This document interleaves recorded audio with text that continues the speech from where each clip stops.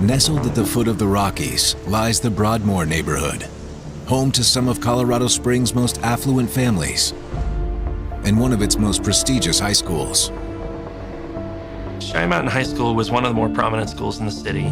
They had maybe 650 students altogether. It's a really nice part of town, and it's a beautiful school. But outside of school hours, the halls at Cheyenne Mountain High are all but deserted.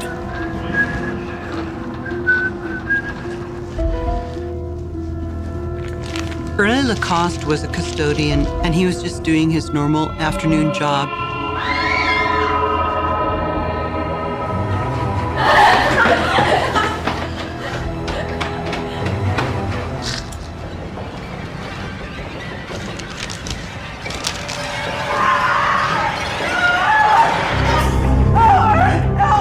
And then he sees a teacher that he has known for a long time. Help me! What's wrong? My throat is burning. Calm down, let me see. God. I think he realized that she was foaming at the mouth, quite literally. Stay right here. I'm gonna call 911. No. I'm gonna drive myself. Louis! No, you shouldn't drive like that. She didn't want to wait for an ambulance to arrive. And so she got in her car and went. A few miles away, Joe Kenda is in the middle of one of his least favorite duties as lieutenant. Come on in, don't look so scared. It was a requirement that I, as the commander of the unit, would issue annual reviews of my employees, which could affect their pay schedules and so on.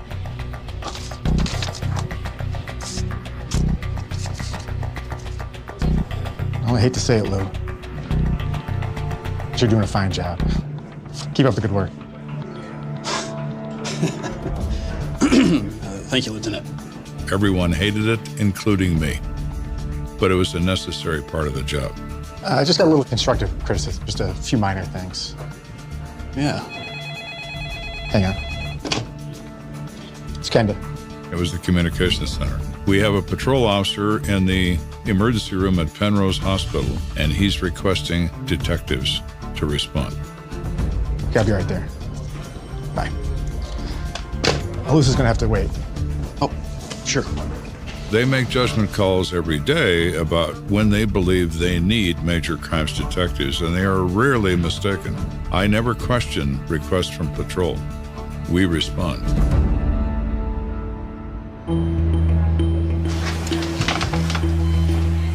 Hey, Tammy. So what do we got? Hey, Lieutenant. We've got a woman here in critical condition. The doctors think she's been poisoned. Poison? You sure about that? That's what they think. Even though poison is commonly used in the movies, it isn't in the real world. It is a very, very rare event. Less than 1% of homicides are an act of somebody being poisoned. Very, very seldom do you see a case like this. Do we have a name? Her name's Barbara Lewis. The victim in this case is identified as 53-year-old Barbara Lewis, a teacher at Cheyenne Mountain High School. Barbara Lewis was very involved in many charitable organizations. She was extremely well respected as a teacher, as a mother, and as a member of the community. She's in rough shape. The doctors aren't sure if she's going to make it. Any idea what she ingested? No, not yet. You're going to want to talk to Nurse Cram over there. Thank you. How you doing? Hey. Can you tell me what happened when Barbara Lewis came in?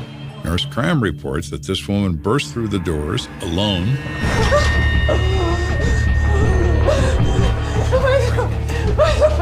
It's okay. It's okay. It's gonna be okay. Calm down. I can't take this. Can we get to bed? She had blisters on her lips. Her hands were burned. She was screaming almost unintelligibly that she'd been poisoned. Nurse Cram looked at her mouth and lips and saw they were turning black. Looked at her hands and saw second and third degree burns on her fingers and knew that this was an extremely critical circumstance. We had to give her anti-inflammatory meds, did an emergency tracheotomy to open up her airways. It's pretty close to suffocating. Do they know how she was poisoned? some sort of caustic agent. Scarred her esophagus pretty much the whole way down, reduced her airways to the size of a pencil.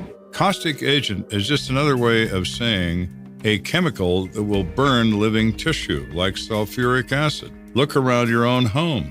Bleach, batteries, all sorts of products that, if ingested, will cause burns. While the hospital staff doesn't know exactly what chemicals Barbara Lewis ingested, they have a good idea where they came from. Barbara Lewis brought in a water bottle that she had with her, turned that over to Nurse Cramp. Where's the water bottle? Yeah, I gave it to the officer right over there. Thank you. Mind if I take the lid? I'm not gonna touch it. There appeared to be a clear substance at the bottom of the cup, so I took a whiff of the straw, and it really took me back. Oh man, that is potent. It is obvious that someone wouldn't put a caustic chemical in their own water bottle. Barbara Lewis has been poisoned.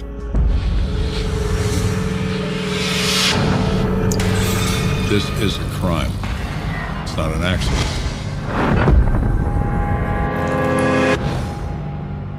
You want to get that to the lab, find out what that is in there, and if they're lucky, we'll get some fingerprints off it. Do it. Kenda Hendricks. I sent a detective to the school for some follow-up there to see what he can learn from the staff. The detective starts with custodian, Ernie Lacoste. So where were you when you first heard her calling out for help? Just over here on the corner. School custodians know when things are out of place, they see everybody. And they're all over that building all the time. They're the best source. Did you notice anything strange or anyone suspicious? Just some kids here and there, going to afternoon sports and whatnot. Ernie Lacoste tells my detective that he did hear Barbara Lewis screaming and coming out of her classroom. In which way is it? It's just around the corner, room 217. All right, thank you.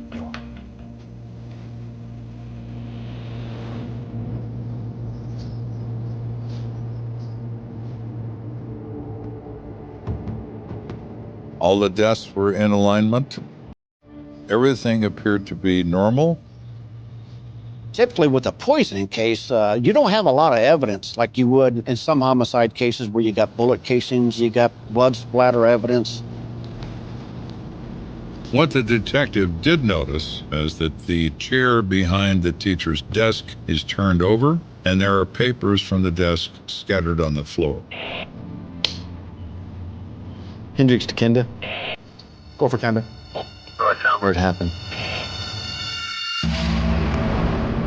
I believe Barbara was sitting in that chair and took a drink from her water bottle, thinking it contained water, and it didn't.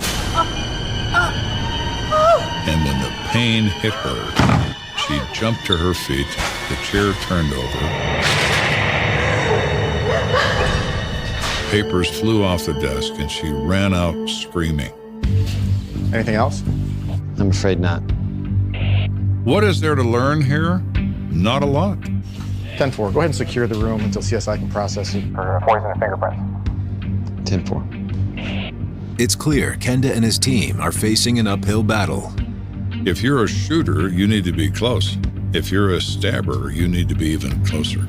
But if poison is your weapon, you don't have to be in proximity to the victim. In a case like this, they could have put that poison in somebody's water hours or even days before the poisoning actually occurs. Back at the hospital, Kenda tracks down Barbara's husband, Dr. Ted Lewis, hoping he can shed some light on the attack. Dr. Lewis? Yes, sir. Barbara Lewis's husband is a medical doctor. He was at the hospital the day that Barbara Lewis was brought in. He is the president of the Cheyenne Mountain School District School Board, and he is the chief of medical education at Penrose Hospital. By all accounts, the Lewis family was the all-American family. They'd been married 25 years.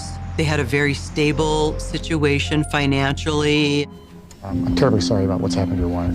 I just can't believe this. He describes her as a devoted teacher and a devoted mother, and he's very, very concerned that she's going to be taken from him. Can you think of anyone that might want to harm her? No, I have no clue. I just can't imagine that Barbara would have even one enemy in this whole world.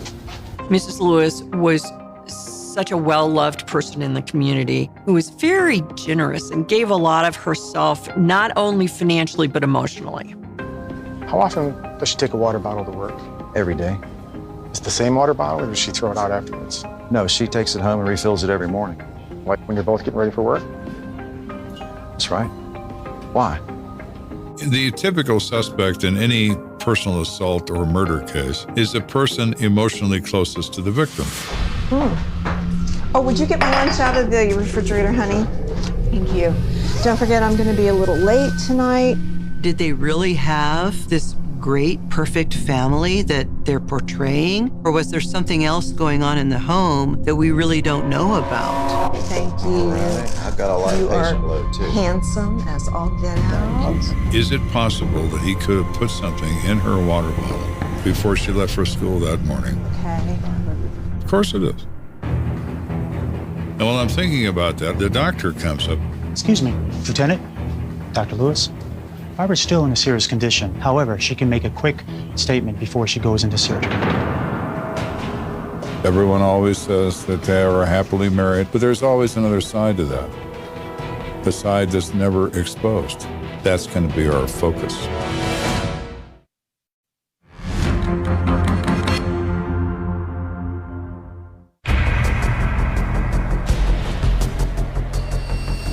We're investigating the poisoning of Barbara Lewis, a 53-year-old math teacher at Cheyenne Mountain High School. I'm somewhat skeptical of her husband. I need to know how truthful Mr. Lewis is, so I can either examine him more closely or dismiss him.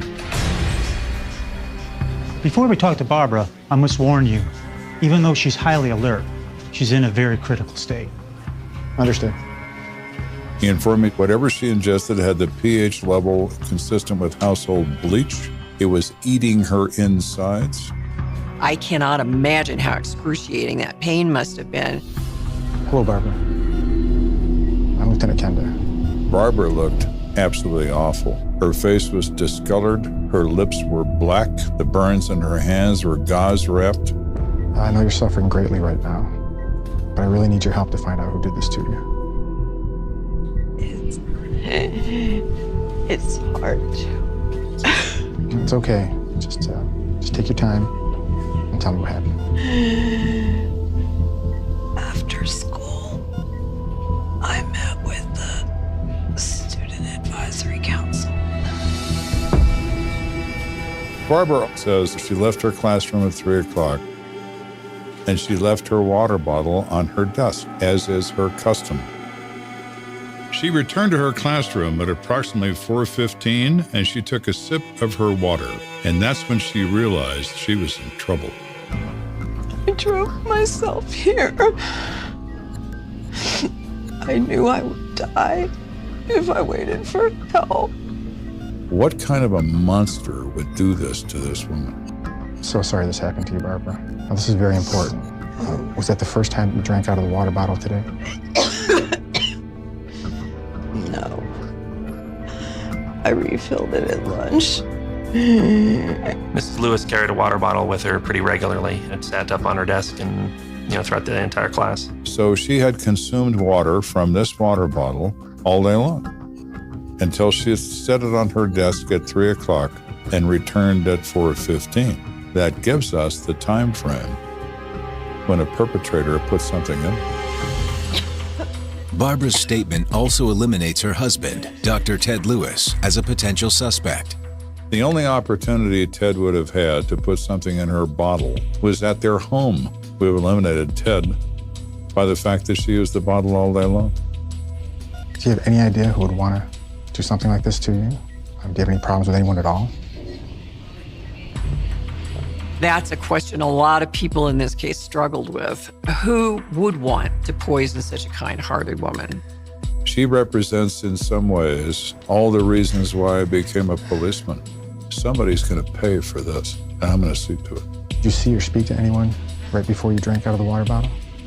Well, I did see a student. She said she did run into a young man named Wade Cameron, and they spoke for a few minutes.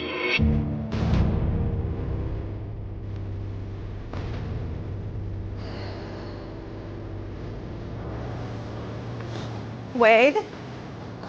Hey, Miss Lewis. Hey. I just wanted to say I'm sorry. It's a brief conversation. It's the only person she recalls seeing before she picked up her water bottle. So who is Wade Cameron? And why was he apologizing to her on this particular day? But before Barbara Lewis can answer that question, the interview is cut short. I'm sorry. We need to wrap this up. Miss Lewis needs to be prepped for surgery. What about Ted? Oh, don't worry. We'll send your husband right in. And good luck with everything.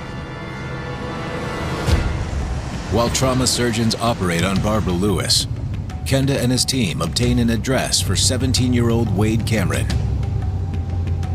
He lives in the Broadmoor area, a very expensive neighborhood. Some of the houses run well into the millions. Wade Cameron came from a pretty affluent family here in Colorado Springs. I sat near him in several classes, and he was a likable guy.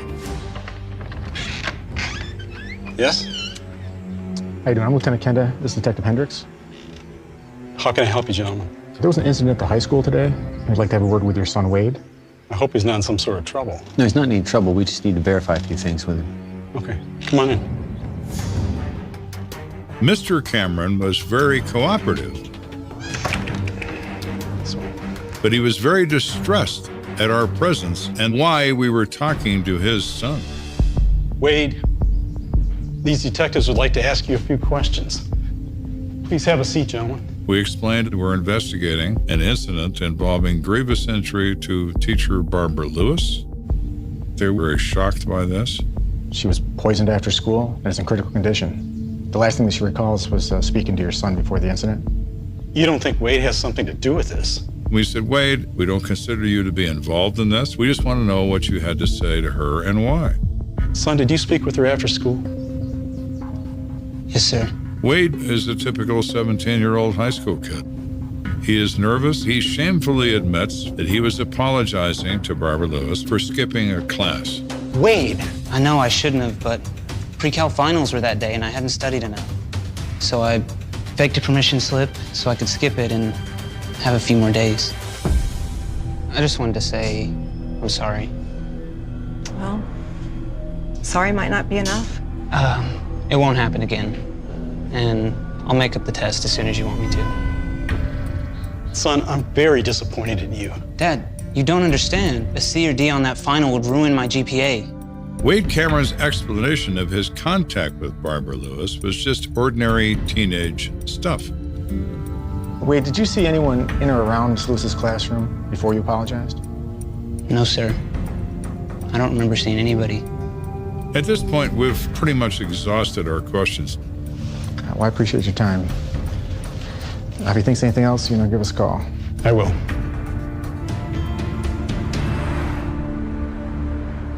Back at the station, Kenda meets with the head of the crime lab, who's been analyzing the contents of the victim's water bottle.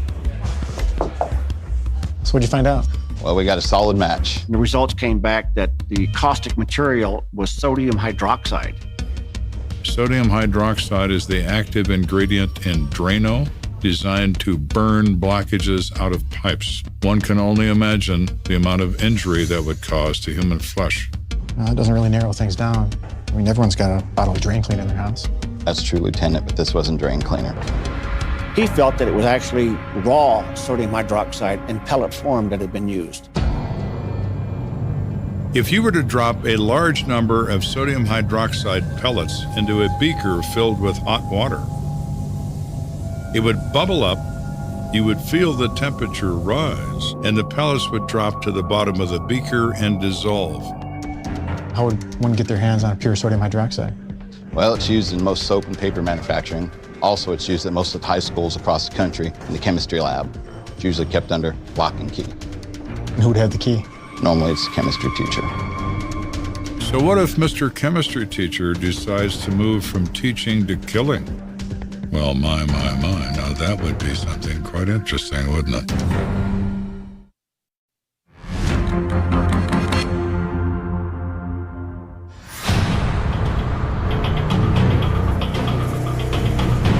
So Barbara Lewis is in surgery. We don't have a specific suspect in mind, but now we know the product, pure sodium hydroxide, available in only one location, in Cheyenne Mountain High School, the chemistry laboratory. You want to find out, did Barbara have any problems with any chemistry teacher there at the school? The next morning, we speak to the assistant principal, McPherson. Mr. McPherson, I'm Lieutenant Kenda. Have a seat. Frankly, I'm shocked. Barbara is one of our most beloved teachers.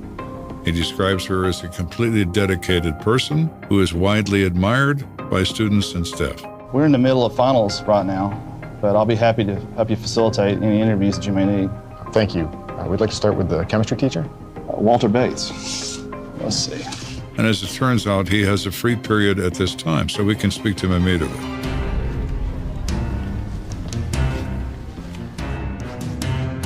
Walter? Yes. These detectives would like to have a word with you. Oh, sure. How can I help? He is a very concerned guy about Barbara Lewis's condition. I'd heard she was in the hospital, but I didn't know how that turned out. Is she out? How well do you know Barbara? And Mr. Bates says that he's not real close to Barbara, but he considers her to be a true professional, and he's always admired her work. Walter, I'm going to be straight with you. Barbara was poisoned here at the school. Someone put sodium hydroxide crystals in her water bottle. That's horrible. So we asked, where do you keep your chemicals, Mr. Bates? They're here. They're in the lab. But to clarify, I had nothing to do with this. I would never hurt Barbara. And our response to him was, well, we're not saying you were, Mr. Bates. We'd like to know where the chemicals are kept and who could have access to them. I'm right back this way in the cabinet. He points out some shelving units that contain various containers, all of which are marked. Do you keep these cabinets locked? No. So anyone could just waltz in here and help themselves to whatever's in there?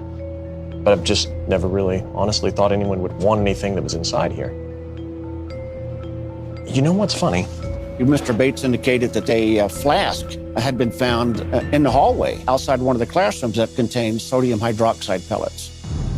Mr. Bates explains that earlier that day, one of the custodians found it in a trash can. The hell is that doing? And returned it to the lab.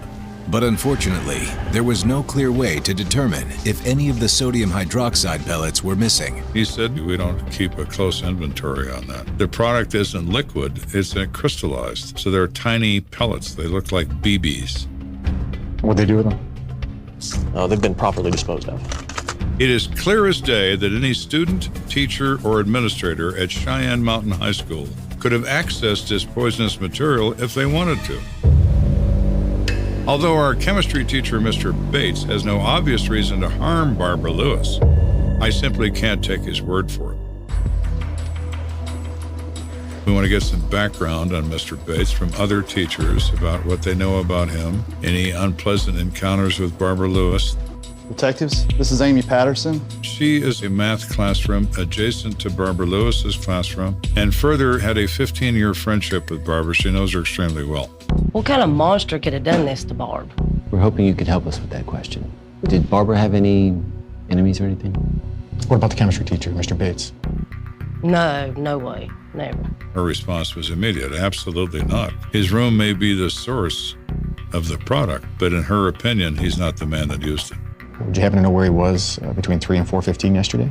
Yeah, he was in a science faculty meeting. This explains he was with 4 other teachers, so based upon that, he has no opportunity. Mr. Bates is gone. What about any other teachers? No, there's no one on the staff that I would think that would have anything against Barbara. So we say, well, what about students, Amy? She says some students at least resented the fact that Barbara Lewis would make them work hard in her math class. Barbara was an old school teacher where she expected students to show up for class, to be on time, to have their homework done. And so she's probably someone who didn't take a lot of guff from students. You have these that are the same. Keep it simple. Hello, young lady. Class started 5 minutes ago. Mrs. Lewis was definitely not one to take crap from any unruly students. Let's talk after class, okay? All right, so. Was she having problems with any of her students? There was one, Johnny Diamond. She says he doesn't do his homework, and I know she's had some confrontations with him in the past. He's a handful. Amy Patterson explains that a few days ago, she overheard Johnny talking about Mrs. Lewis in the hallway. So, man, you coming over this weekend? No, man, I can't make it. Yeah, man, why can't you come over? Because that stupid bitch, Miss Lewis, told my parents on me, and now I'm grounded. Dude, that sucks. Yeah, man, don't worry about it. I'm gonna make sure she regrets it big time. I'm thinking to myself, Johnny Diamond is an angry young man, and I happen to be looking for one of those. Does Johnny Diamond take chemistry class? Yes, right before he goes into Barbara's class. Oh, really? That's convenient, isn't it? So Johnny Diamond and I are going to have a conversation about his love of chemistry and his hatred of Barbara Lewis that might lead to Johnny having a new address.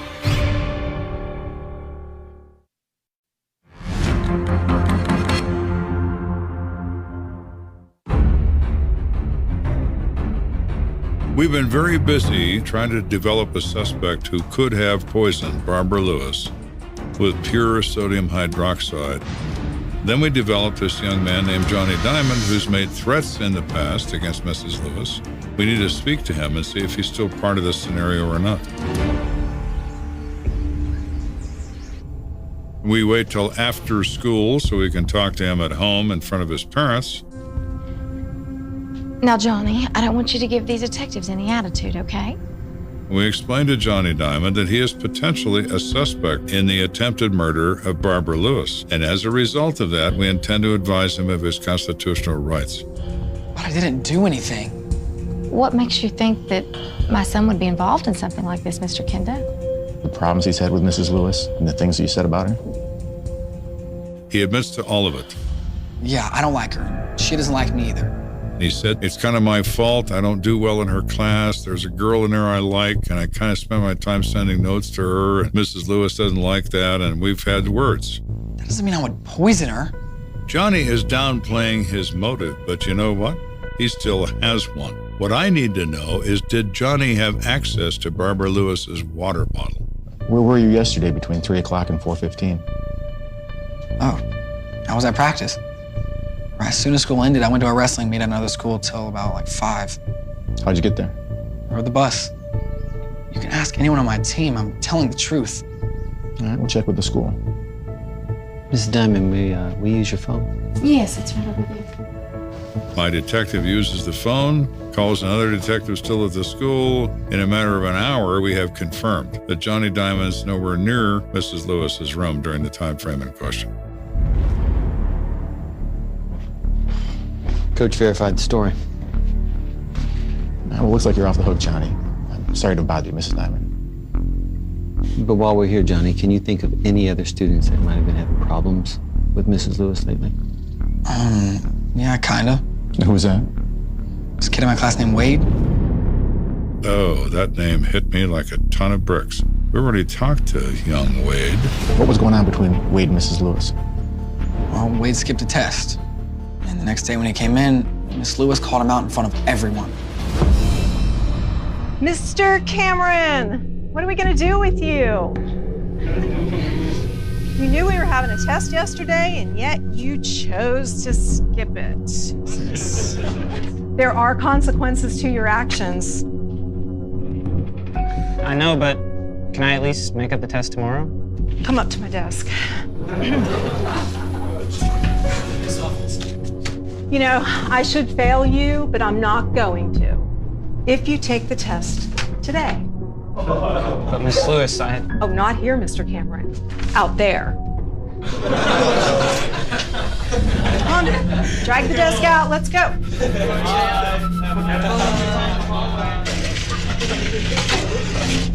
There you go. Good luck. She'd made him take the test in the hallway, and he did very badly on the test. He was so angry. I mean, he was telling me how he hated her, but he didn't say anything about her being poisoned. At least not to me, anyways. Okay, well, thank you, Johnny. If you hear anything at all, have your parents give me a call. Thanks. So we have Johnny Diamond pointing the finger at Wade Cameron. Okay, does that mean Wade's our man? No, but it means it requires further review. Sir, here's Cameron's school file. We get a list of the teachers that Wade has from the assistant principal, McPherson. The first such person is Kathy Eddings, who is his English teacher. I'm beside myself. I don't even want to go to work. Who could be so cruel? She is also a friend of Barbara Lewis and feels absolutely awful about what has happened to her. Well, we are looking at a few potential suspects. Tell me, what's your opinion of Wade Cameron? Wade? She says he has a bad reputation among all the teachers here as being an incorrigible liar, that he will say anything to avoid a problem, to cover up something he's done.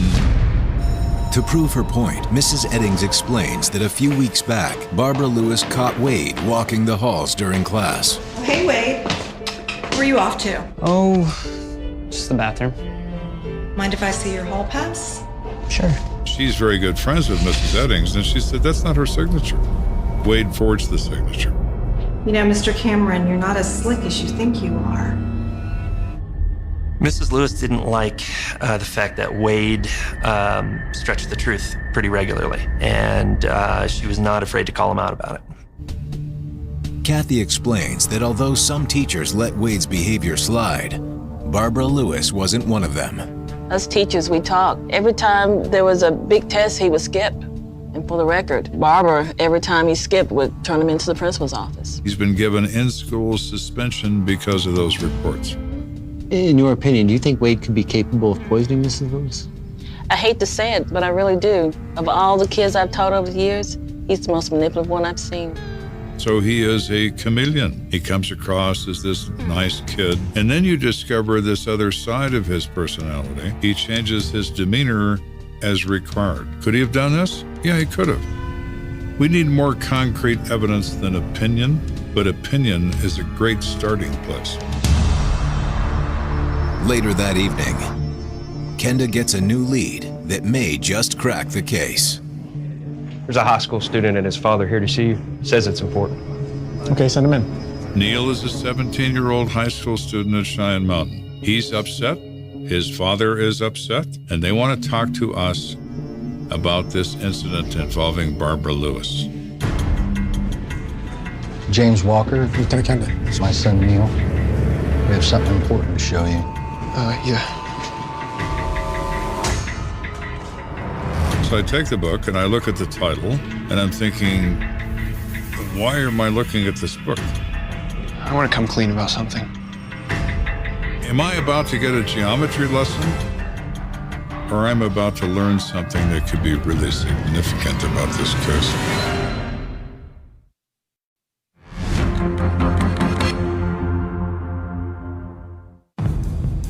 At this point in this investigation, Barbara Lewis is in surgery fighting for her life from ingesting sodium hydroxide. Wade Cameron is a suspect in this matter. What we do not have is physical evidence. But a textbook brought in by a student named Neil Walker might change that. Go ahead, son. So, the other day, we were waiting on Miss Lewis's class to start. This weird thing happened to me and my buddy James.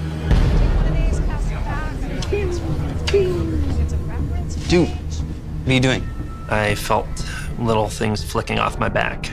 And I turned around and I saw Wade using his pen to flick these little whitish colored pellets. Cut it out, Wade. Neil Walker says that Wade has a small little bottle with him containing very tiny white pellets that look like BBs. Dude, stop. What is that? Acid. Don't let it sit on your shirt. It's gonna burn a hole in it. When Wade told me that it was acid, I definitely believed him because he didn't have that smiling, joking demeanor about it when he told me. I said stop. And you'll tell him about the book. Oh, yeah. Open it up to page 130, give or take.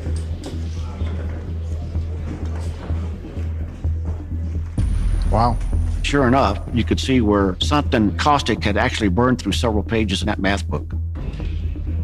Neil's correct about everything he said except for one thing. These pellets weren't acid. They're sodium hydroxide, and they wound up in Mrs. Lewis's water bottle by the hands of Wade Matheson. This case just went into high gear. Kenda has enough probable cause to arrest Wade Cameron for intentionally poisoning his teacher. But he's hoping a confession will solidify his case. Wade and his father were contacted and asked to come back to the police department for a further interview. We take them to an interrogation room. We advise of their rights.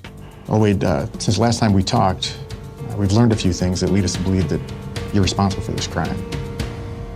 No, that's not true. We pressure him. We press the point. Did you have sodium hydroxide in your possession? No? How would I even get that? From the chemistry class that you enrolled in school? Some kids in your class said that you were throwing pellets at them in math class. Pellets that burned holes in their textbooks. You know, like acid would. And you could see the wheels turning in his head. Yeah, I might have done that. Okay, so first you don't have sodium hydroxide, and now you do. All right, I did put something in her water bottle. Oh, my Lord. He admits that he saw some things on the floor that looked like salt. So I put a little bit in there, thinking it would just give her a bad taste in her mouth. So what, this was your idea of a prank?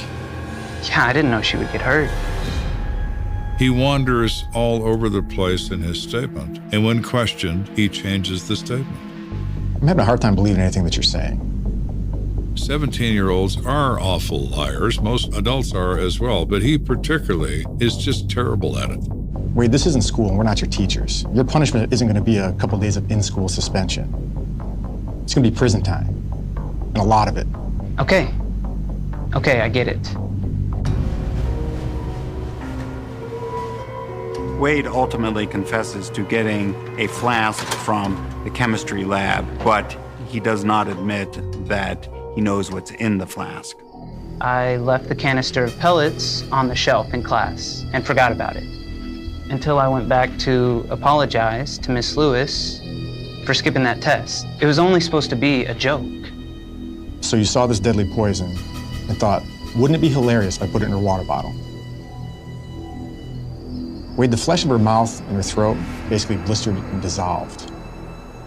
Her life's still in danger, and the doctors are trying to save her as we speak. And that's your idea of a joke? Although Kenda believes Wade's attack on Barbara Lewis was intentional, he doesn't think it was premeditated. He's a careless student, disruptive in class. He takes his product out of the chem lab, and his only purpose in having it is to harass the other kids with it. So he goes into her classroom, around 4:15 in the afternoon. He wants to try to minimize his trouble with her, to apologize, and she's not there. And that's when Wade remembers the sodium hydroxide he stashed on the shelf. I think what really happened here is Wade Cameron was upset at Barbara Lewis for calling him out and embarrassing him in front of his classmates, and he's going to get even with her.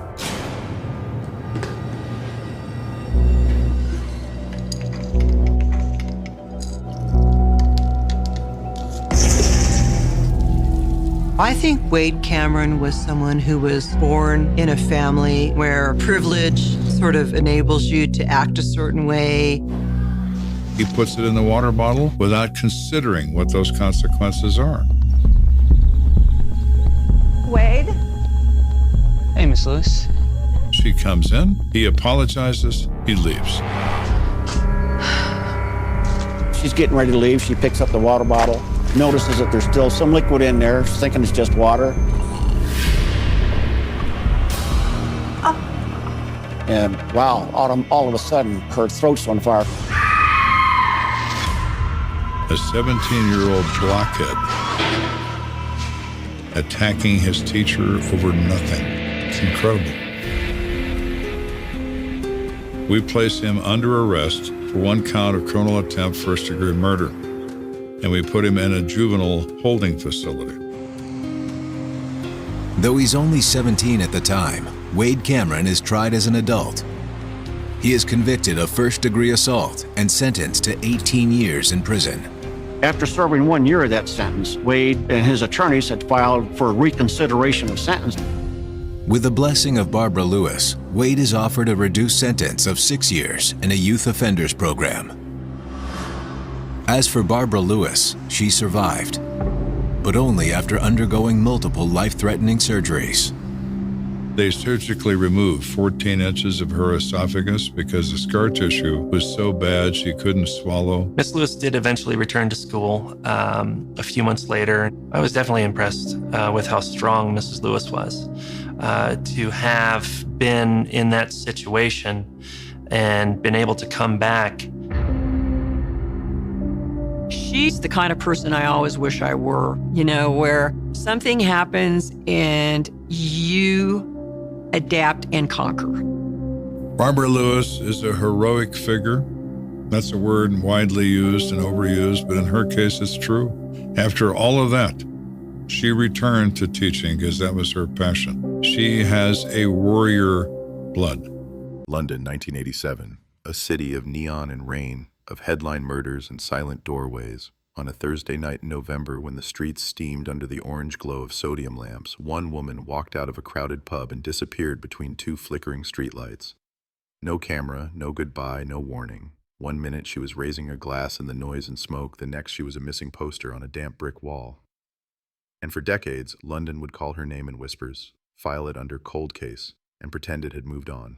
Her name was Emily Ward, 24 years old, typist by day, backup singer in a small band by night, the kind of woman who knew every shortcut between the tube and the cheap late-night cafes.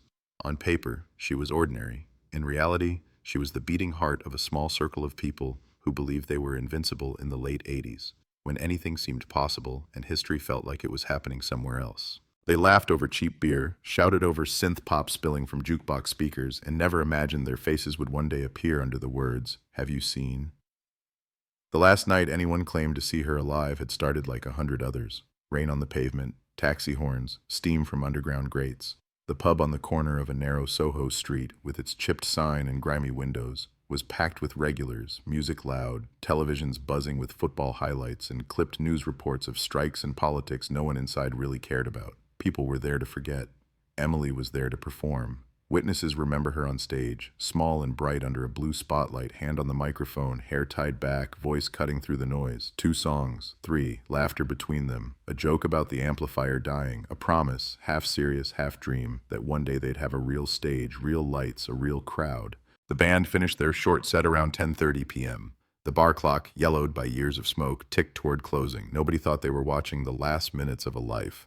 Later, when detectives combed through those memories, every detail turned into a question mark. Who spoke to Emily last? Who watched her leave? Who saw her step into the rain? The timeline became a fragile spine holding the case together.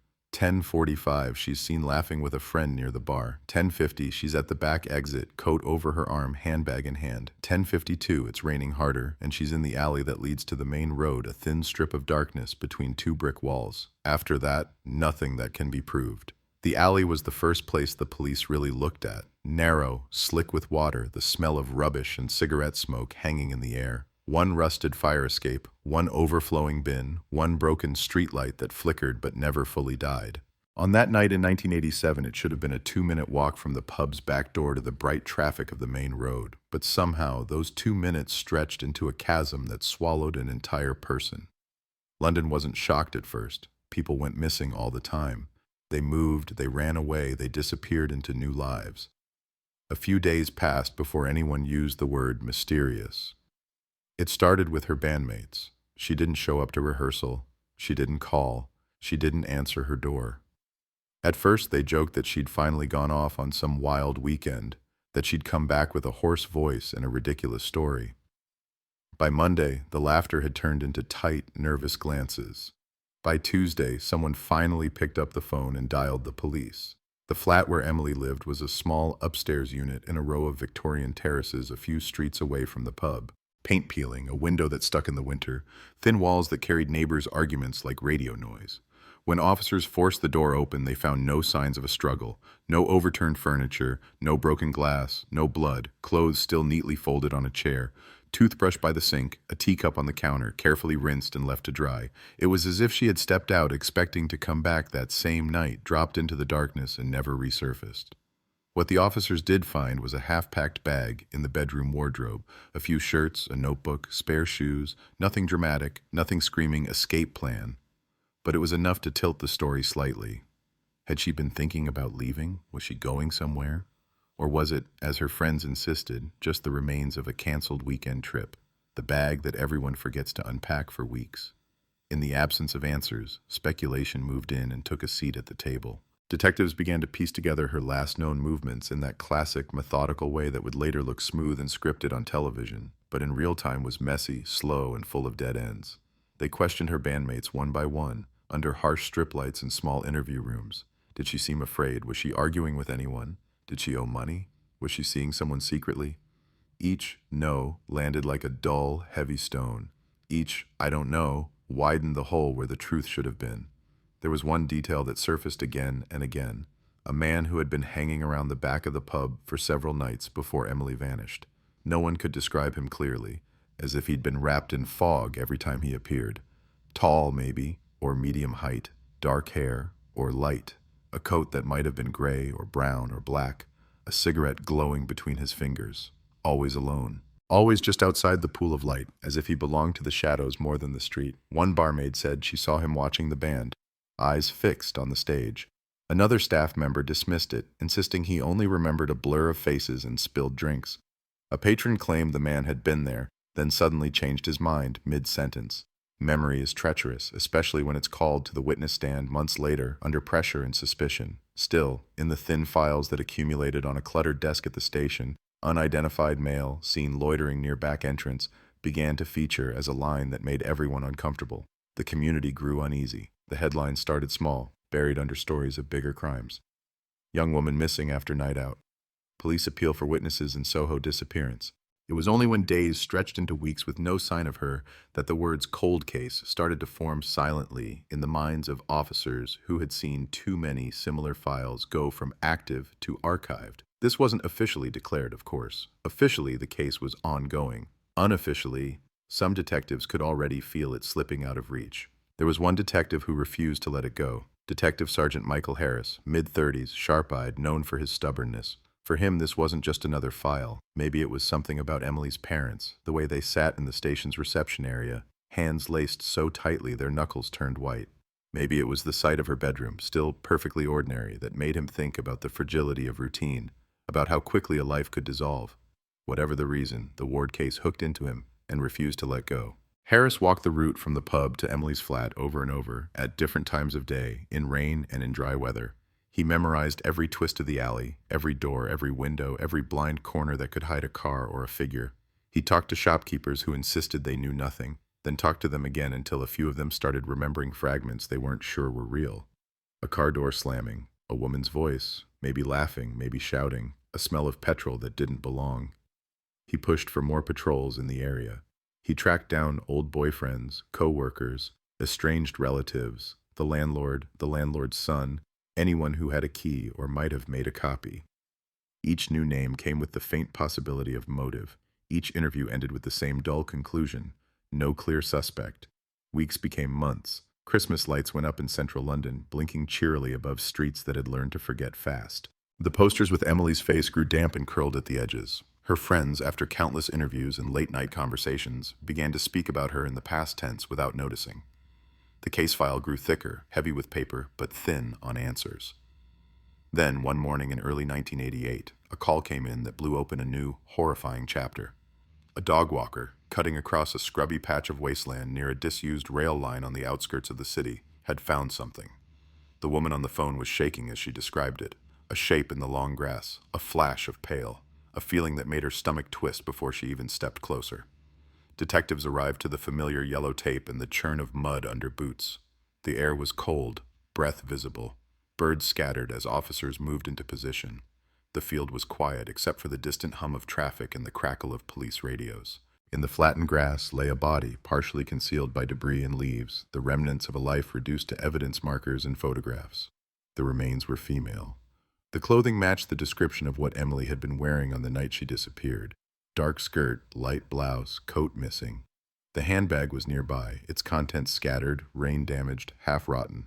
A wallet, a smear of old lipstick, a small notebook swollen by moisture. No obvious ID card left intact, but enough to make Harris's throat tighten as he watched the scene from the edge of the tape. Formal identification took time, but everyone involved already knew what the answer would be. Dental records, personal effects, the quiet, broken nod of her father when they showed him a photograph of the recovered items. The missing person case became a murder investigation with a single clinical line added to the paperwork. Body located, foul play suspected, and the postmortem raised more questions than it answered. Cause of death, undetermined, but suspicious.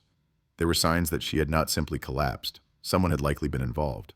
There were bruises that could have come from a struggle, or from the hard, uncaring way a body is moved. There was no obvious weapon, no clear ligature marks, no gunshot wound, no neat narrative. Time and the elements had eaten away at the evidence, leaving only shadows and guesses. The pathologist's report mentioned something else, something that would haunt Harris. There were fibers on the clothing that did not match anything from Emily's known environment. Synthetic, unusual, possibly from a particular type of car upholstery or industrial material. A clue that seemed promising and yet refused to point in any specific direction. It was like being handed a key with no door to try it on. Public interest spiked, then exploded. The headlines were no longer buried. London missing woman found dead. Police hunt killer. Soho cold case turns to murder investigation. Television crews filmed outside the station. Reporters shouted questions at officers who were trained to say nothing. Talk shows speculated wildly about stalkers, jealous lovers, serial predators prowling the city. The community that had half forgotten the story was forced to confront it all over again, now with a body attached to the name. In the storm of coverage, the mysterious man outside the pub became a central figure in the narrative. Unknown man seen near back exit on night of disappearance. Sketch artists tried to build a face out of vague descriptions. The result was a bland composite that could have been 100 different men. Detectives pinned the drawing on the board in the incident room anyway, as if staring at it long enough might make it sharpen into someone real. Harris and his team followed up every tip that came in. Most of them led nowhere. A jealous boyfriend 3 streets over, quickly eliminated. A taxi driver who thought he might have seen her that night, but his memory collapsed under questioning. A neighbor who claimed to have heard shouting in the hallway on the evening she vanished, then changed her story when asked to put it in writing. The investigation was a hall of mirrors, reflections of possibilities with no solid core. Inside the station, tension grew thicker by the week. Every unsolved murder becomes a weight, and this one was starting to feel like a stone chained to the ankles of everyone who touched it.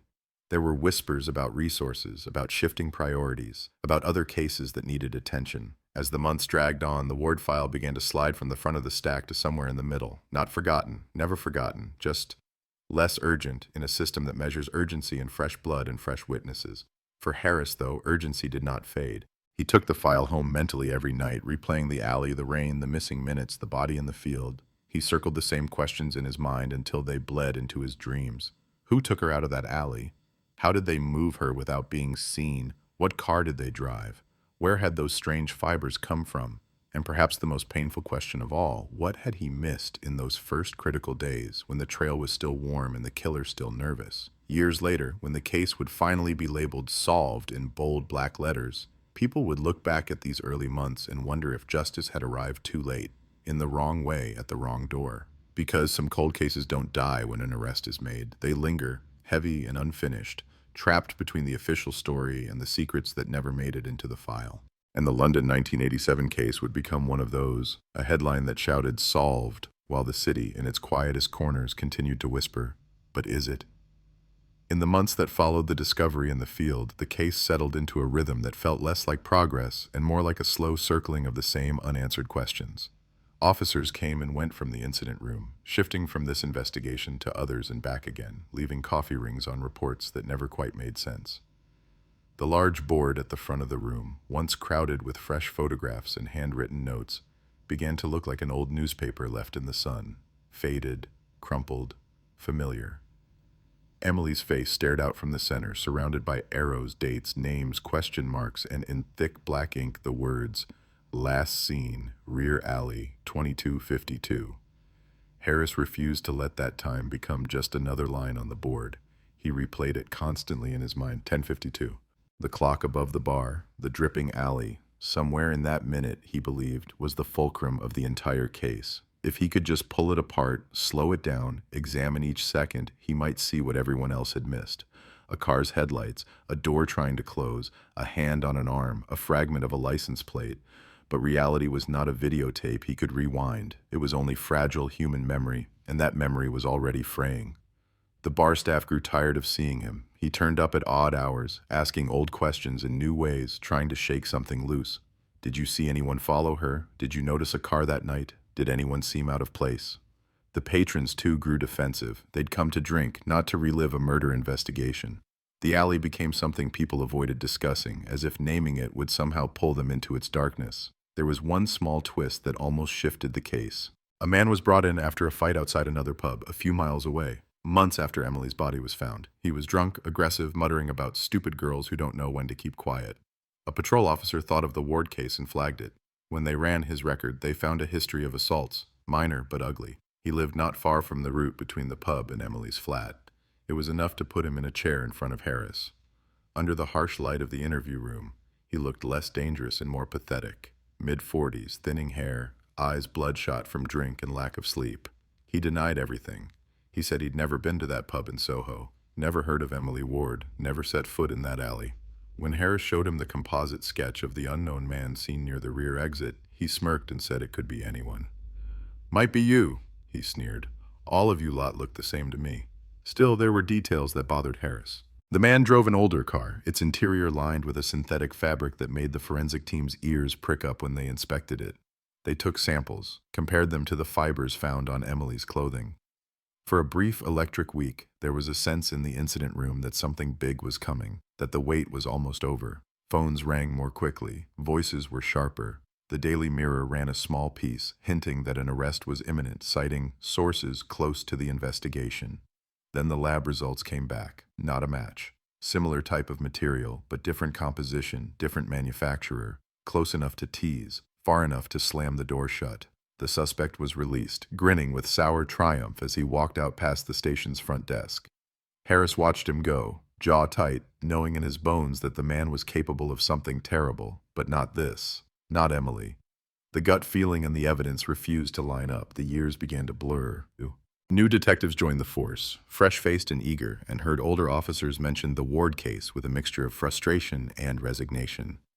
The city changed around the unsolved file. Soho's streets shifted, old pubs closed, new clubs opened with brighter lights and louder music. The alley behind the original pub was eventually widened, partly bricked up, then fitted with a camera that had not existed when it mattered. Time rearranged the stage where the crime had played out, removing props, shifting scenery, erasing traces. Emily's parents aged visibly in photographs. At first, they were in the newspapers often, standing in front of microphones, begging for information.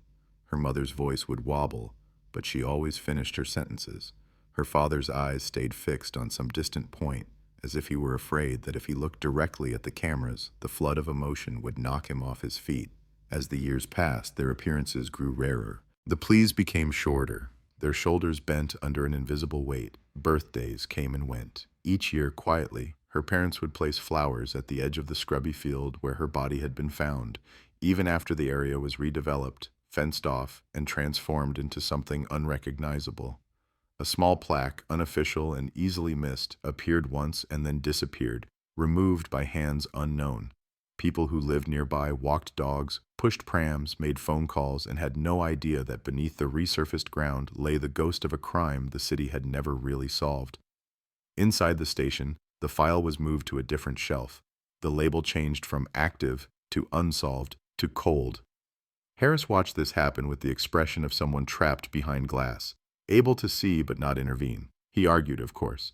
He made his case to superiors, pointed at the fiber evidence, at the unknown man, at the gaps in the timeline. He said there had to be something they'd missed, some witness they hadn't found. The response was always the same: resources, priorities, statistics. Words that sounded reasonable and hollow at the same time. Then slowly, the world began to catch up with a different kind of investigation. Techniques that had been the stuff of science fiction in the late 80s started to become real tools on desks and in labs. DNA analysis grew sharper, more sensitive. Databases expanded, digitized, linked. Old evidence, once considered exhausted, was suddenly worth another look. Across the country, cold cases winked back into existence under the glow of new technology. Files that had gathered dust for a decade were pulled out, their pages turned carefully as if they might crack. By the late 90s and early 2000s, a new phrase was whispered in corridors Harris walked: historic review. Teams were assembled to re-examine old cases with fresh eyes and modern methods. Younger detectives, raised on crime dramas that promised every mystery had a solution, began to trawl through the past, hungry for a headline that read, "Cold case cracked after 20 years." The Ward case was one among dozens in a thick stack, but for Harris, it was the only one that really mattered. When the file finally landed on a review desk, it did so with a quiet thud that belied its emotional weight. A new generation looked at Emily's photograph, at the map of Soho, at the grainy black and white images of the field, and felt that familiar chill. A life paused in mid-sentence. They saw the limitations of the original investigation, the missed opportunities, the absence of tools they now took for granted. They also saw something else, possibility. Evidence from the original scene had been preserved with more care than some other cases, a small miracle in itself. Clothing, fibers, fragments from under fingernails that had been collected but not fully understood now sat in sealed bags in climate-controlled rooms.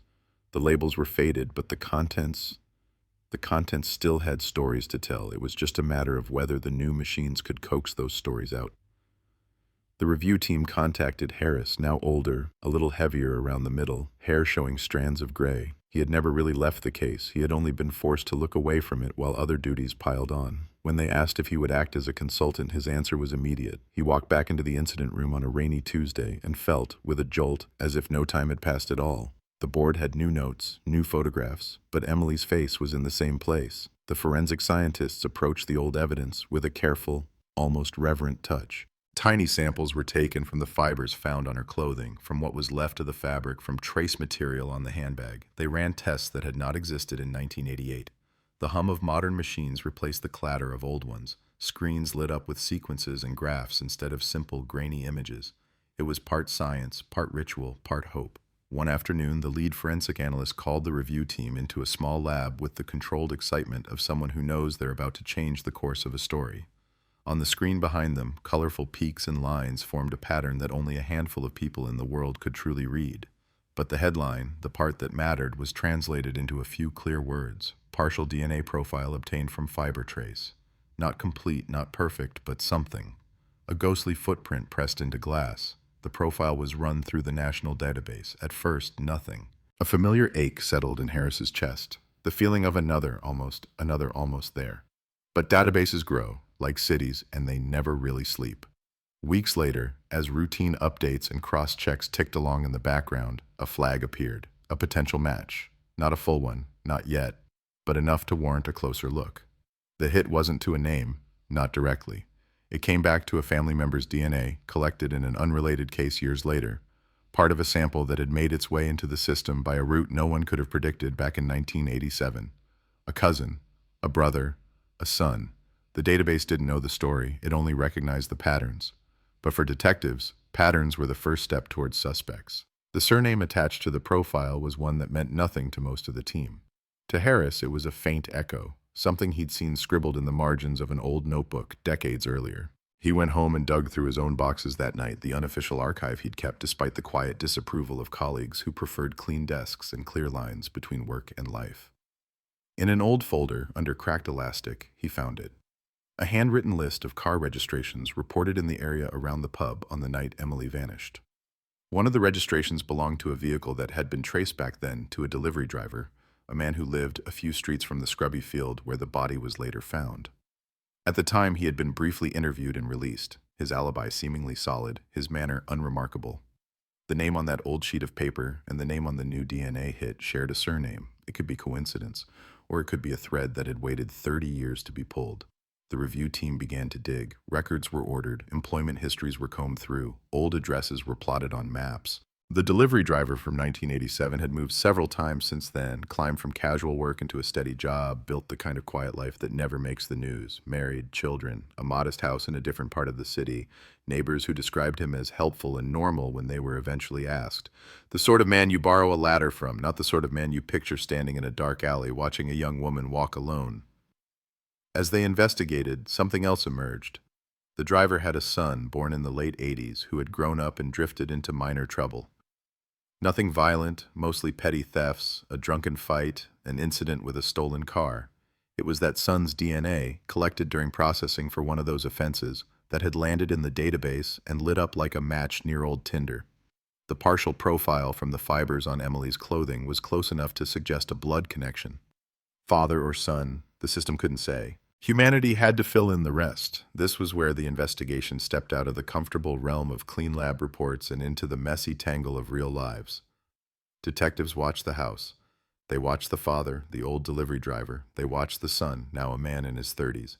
They watched their routines, their patterns, the way they moved through the city. No obvious flash of guilt. No late-night drives to remote fields. Just school runs, shopping trips, television light flickering behind curtains. When they eventually knocked on the door, it was under the pretext of an old case review, a routine visit, nothing to worry about. They were polite, professional, almost casual. The father blinked in the doorway, then stepped aside and let them in, his expression puzzled but calm. He answered their questions slowly, carefully, the way people do when they're not sure if they're in trouble but don't want to look like they are. He remembered the pub. He remembered working late in that area, making deliveries. He remembered the rain that autumn, how it seemed constant. He said he didn't remember Emily. The name meant nothing to him, he insisted. He said he didn't go near the alley that night, that he finished his rounds and went home. The story matched what he'd said decades earlier, almost word for word, as if it had been carved into him by repetition. But now, there was something on the table that hadn't been there before. The whisper of his DNA, or something so close to it it might as well be his shadow. The detectives didn't mention that at first. They let him talk. They watched his hands. They noted the way his eyes flicked away when certain dates were mentioned. They asked about his son. They asked about the car he drove back then, about whether he'd ever given anyone a lift near Soho. Outside, a neighbor walked past, glancing curiously at the police car parked a few doors down. Inside, the air grew denser, as if the house itself knew that a dormant story was stirring awake. In another room, somewhere down the hall, a clock ticked loudly, marking out seconds that felt heavier than usual. The old cold case, unchanged on paper for years, was finally moving again, slow but unstoppable, like a long-buried train starting to roll along rusted tracks. And somewhere, already forming in the imagination of future headline writers, was the phrase that would one day appear above photos of this very street. London, 1987, cold case solved. Arrest shocks quiet neighborhood. The man's name was Alan Mercer. It slid onto the incident room board with a quiet, deliberate stroke of black marker, placed just beneath Emily's photograph and level with the words, "Unknown male near alley." The officers in the room stared at it, some with recognition, some with total detachment. For the younger ones, he was just another suspect on a crowded wall. For Harris, he was a loop closing, a figure stepping out of the blurred background of 1987 and into the harsh focus of the present. After that first routine visit, the team moved quickly, but not carelessly. This wasn't a knock-and-grab kind of arrest. This was the kind of investigation that had to withstand 3 decades of questions, doubts, appeals, documentaries, and late-night talk shows. They needed more than a partial DNA echo and a name that happened to match an old registration record. They needed to build a bridge from the alley in Soho to that quiet living room, plank by plank, until even a jury that hadn't been born in 1987 could walk across it without stumbling. They requested access to Mercer's old employment files. They found delivery logs, route sheets, faded signatures on crumpled paperwork. The ink was smudged, the carbon copies fragile, but the shapes of his nights back then began to emerge. He had been in the area, often. He had delivered to businesses within walking distance of the pub. He had been working late shifts, finishing as the city's nightlife bled into its quieter, more dangerous hours. His truck had idled near streets of neon and noise, close enough to see people spill out of doorways, umbrellas snapping open, laughter cutting through rain. The review team laid the maps from 1987 next to current satellite images, like overlapping transparencies. Roads renamed, buildings demolished, new glass replacing old brick. But some things hadn't moved. The skeleton of the city was the same. The route from the pub to Emily's flat still traced the same rough line. The scrubby field where her body had been found sat along a path that a delivery driver might have taken as a shortcut home, a place to pull over, to smoke, to think, or to dispose of something that could never be found. They went back to the original witness statements with new eyes. A vague mention of a delivery truck parked near a side street, a comment from a bar patron about a man in overalls smoking in the rain. Details that had seemed too flimsy to chase in 1987 now felt heavier, weighted by the knowledge that the man at the center of those small details was still alive, still walking free, still making tea in the kitchen where detectives had sat only days before. The next step was as simple and as explosive as a single question. Would he give a voluntary DNA sample? On paper, it was routine. In reality, it was the pivot around which the entire investigation spun. They returned to his door, this time more formal, more focused. No small talk, no just following up. They explained the historic review, the advances in forensic science, the fact that his vehicle had once been logged in the vicinity of a serious crime. They asked for a swab. For a moment, the hallway held its breath. Mercer's face did something small then, a barely perceptible flicker at the corner of his mouth, a twitch in the muscles around his eyes. Fear? Anger?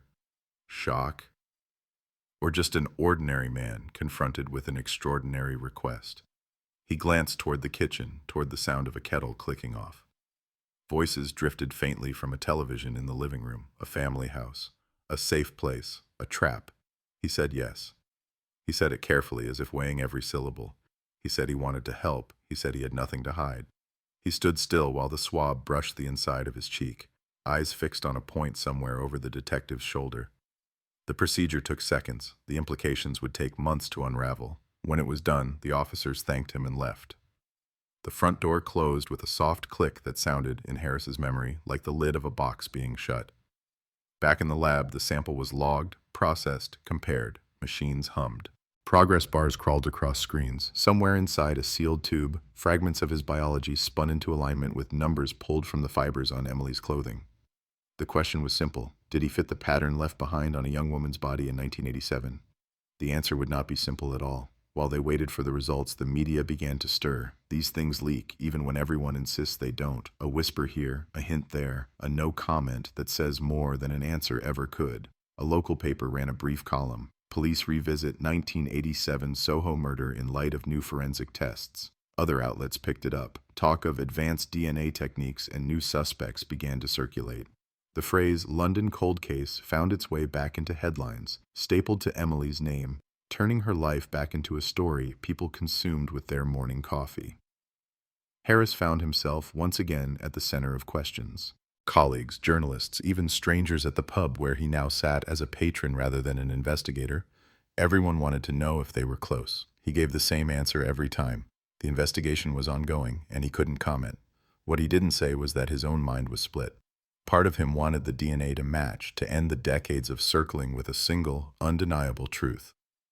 Another part was afraid of what it would mean if it did, because sometimes, when a cold case is solved, something else quietly breaks. The results came in on a gray afternoon that smelled of wet coats and stale hallway coffee. The forensic analyst called Harris and the review team into the same small lab as before. The hush in the room felt different this time, charged, brittle.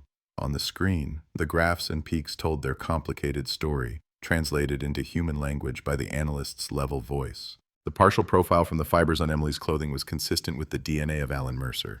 Statistically convincing. Forensic gold. Not a vague echo now, but a clear connection. The room didn't explode. It didn't need to. The impact was quieter, deeper, like a heavy object dropped into dark water. Harris felt it hit him in the chest. After all this time, they had something they could take to court, something more solid than a memory of a man in the rain, more concrete than a delivery log smudged with old fingerprints. Science had reached back across 30 years and put a name over the unknown man in the alley. But the story didn't end there. DNA evidence is powerful, but it doesn't carry its own narrative.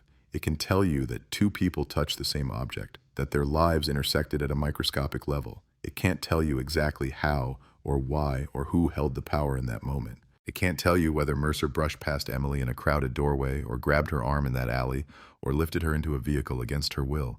Humans still had to fill in the blanks, and humans are not as precise as machines. The team gathered in the incident room to plan the next move. The board was updated, a red line drawn from the fiber evidence to Mercer's name. Underneath, in block capitals, someone wrote, "Link established." The question of whether to arrest him now or continue building the case hung heavy in the air. They argued it out in muted tones. Some said strike while you have the advantage. Others said wait, watch, listen. Harris listened more than he spoke, then finally said what had been sitting in the back of his throat for days. If we go in, we don't get to do this twice. They decided to move, carefully, officially by the book. They obtained a warrant. They prepared interview strategies. They notified senior officers who wanted to be able to say later that they had been consulted before this old ghost was pulled fully into the light. The date was set. A pre-dawn knock, not on a stranger's door this time, but on the house where the cold case's prime suspect now ate breakfast, watched television, and probably believed the past had finally stopped looking for him. The arrest itself was almost anticlimactic. No struggle, no shouted denials in the street. Mercer opened the door in a worn dressing gown, blinking in the weak morning light, and listened in silence as the officer read out the caution. He nodded once, a small, stiff movement, and allowed his wrists to be cuffed. His wife watched from the hallway, one hand over her mouth, the other pressing against the doorframe as if she needed it to stay upright. A neighbor's curtain twitched. Somewhere a dog barked. It was the kind of quiet street where nothing dramatic ever seemed to happen, until blue lights reflected in every window. At the station, he was processed with the same clinical efficiency as hundreds of suspects before him. Photographed, fingerprinted, placed in a cell with walls the color of old paper. His name was checked, double-checked, typed into systems that had not existed when Emily vanished. In the incident room, the board was updated again. Mercer, under arrest. Someone underlined it, once, twice, 3 times. The first interview began with the mechanical questions. Name, date of birth, address. He answered them calmly. Asked if he understood why he had been arrested, he said yes, he thought he did. When they laid the old case file on the table, when they placed photographs of Emily, the alley, the field between them, something flickered in his eyes again. Recognition, dread, or the weight of a story he'd convinced himself would never resurface. They asked him to explain the DNA. He said he couldn't. I don't know, he repeated, as if the phrase could act as a shield. He stuck to his original story. He'd been working in the area, but he'd never met her, never touched her, never gone near that alley on the night she disappeared. When they pointed to the registration of his truck in the vicinity, he said that meant nothing. He was a delivery driver. He went everywhere. When they mentioned the fibers, the match, the new tests, he shook his head slowly, as if disappointed in them for believing in ghosts. Hours stretched. The tape recorded every pause, every sigh, every tap of fingers on the tabletop. Detectives switched places, new voices trying new angles. They talked about Emily's parents, about the years they'd waited for answers. They talked about the field, about the way her body had been left like something discarded. They asked him if he understood what it meant for his DNA to be on her clothes. They asked him again and again. Did you know her? Did you see her that night? Did you offer her a lift? He denied. Outside the interview room, the machine of modern justice whirred into motion. The Crown Prosecution Service was briefed. Media units were told to prepare statements pending developments. Old footage was pulled from archives, grainy clips of the original appeals, photographs of the field, interviews with a younger, sharper Harris standing in front of police tape. Producers dusted off cold case special formats. The city leaned forward, sensing a narrative turning. The second interview took a different route. They brought in not just detectives, but a specialist interviewer, quieter, more patient, more psychological. The questions softened, then sharpened unexpectedly. They asked about stress, about money, about temptation. They asked what it was like to be a delivery driver back then, alone at night, no one watching. They invited him to imagine scenarios, just hypothetically, where something went wrong, where a conversation in an alley became an argument, where a push became something worse. Still, he did not confess. He grew more agitated at points, yes. He snapped once, saying he was tired of being accused of something he didn't do. He looked at the photo of Emily and muttered that it was a shame, a tragedy, but that it had nothing to do with him. When they suggested that a moment of panic in 1987 was now catching up with him, he stared at the wall and said nothing at all. For many observers, including some officers who'd only joined the team recently, this was enough. DNA, proximity, opportunity, a man with no airtight alibi, linked scientifically to a murdered woman he swore he'd never met. It was a neat story, the kind that fits cleanly into a press release and then into a headline. Breakthrough in 1987 murder, delivery driver charged. It made sense. It brought order to chaos. It gave Emily's parents a name, a face, someone to blame. But in the quiet corners of his mind, Harris felt something snag. It wasn't one big thing. It was the small dissonances, the tiny cracks in the narrative. Mercer's life before and after 1987 didn't match the typical arc of a man with a secret like this. No pattern of escalating violence, no string of similar crimes, just a steady, unremarkable existence. Possible? Yes. Everyone has a first time. But cold cases corrupt certainty. They teach you how dangerous it is to fall in love with a tidy answer. Still, the wheels turned. After consultation, after more lab checks, after late-night conversations in meeting rooms that smelled of old coffee and stressed decisions, the CPS concluded there was enough to charge. The wording was careful, clinical, devastating. There is a realistic prospect of conviction, and it is in the public interest to proceed. The paperwork was filed. The date was set. For the first time in over 3 decades, someone would stand in the dock and hear the charge of murdering Emily Ward read aloud. When the news broke, it hit like a shockwave. London 1987 cold case solved. Arrest shocks community. The words appeared exactly as imagined, splashed across websites, rolling along news tickers, breaking into scheduled programming. They showed Mercer's house, police cars outside, neighbors giving breathless quotes about how he seemed so normal. They showed archive images of the pub, the alley, the field. They showed Emily's parents, older, frailer, standing together for one more statement, eyes lined with years of grief that no headline could summarize. "We've waited a long time," her father said into a forest of microphones. "We just want the truth." His voice cracked on the last word. Cameras zoomed in. Commentators nodded gravely. Viewers at home shook their heads and said, "Imagine all these years." The narrative was set. A patient system, a miracle of modern science, a cold case finally brought in from the dark. But under the bright studio lights of certainty, in the shadowy corners of the incident room, unanswered questions still clung to the edges of the board. And as the trial loomed, as legal arguments sharpened and stories were forced into simple shapes for a jury to weigh, a quieter, more uncomfortable possibility began to form at the back of Harris's mind. What if the case was only solved on paper, and the real story was something no one was ready to hear? The run-up to the trial turned into a spectacle, the kind of slow-burn drama that 24-hour news channels feed on. Archive footage played on loop. A grainy shot of the pub's old sign. A still image of the alley, wet cobblestones shining under lamplight. A wide shot of the field where Emily's body was found, overlaid with the words, "Site of tragedy." Commentators who hadn't even been born in 1987 sat in bright studios talking about closure and long-awaited justice, as if those were items you could tick off a list. Inside the station, it didn't feel like closure. It felt like balancing on a ledge. Harris watched the media frenzy with a kind of dull detachment. He'd seen it before. Cases turned into stories, stories turned into products. But this one wasn't just another headline for him. It was 3 decades of his life, wrapped up in scrolling text at the bottom of a screen. Every time he saw Mercer's photograph beside Emily's, he felt a complicated knot of satisfaction, unease, and something like dread tightening in his chest. The prosecution team came in to go over the evidence, brick by brick. The DNA match from the fibers, the delivery routes, the proximity of Mercer's truck that night, the lack of any plausible, innocent explanation for his genetic trace on her clothing. They built their argument methodically, laying out the case like a map. When they finished, there was a clear path from the pub to the alley to the field, with Mercer walking it in the jurors' minds, whether he admitted it or not. Then it was the defense's turn to poke holes. They weren't stupid.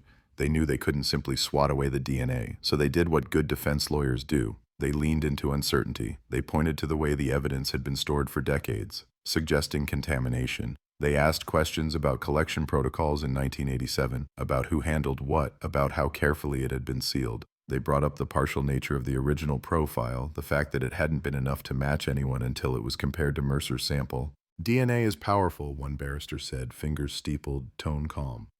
"But it is not magic. It does not tell you how or when or why. It does not tell you whether a trace was transferred in violence or in passing or by mistake."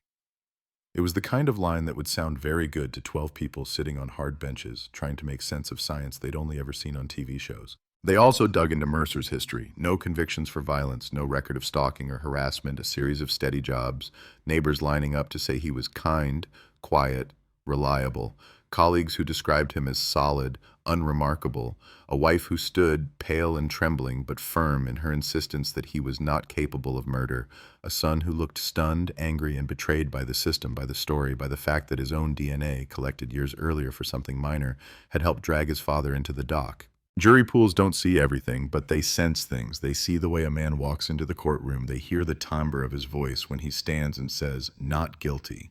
They feel on some level the weight of time. 30-plus years, an entire era reshaping itself while a single question remained unanswered: who killed Emily Ward?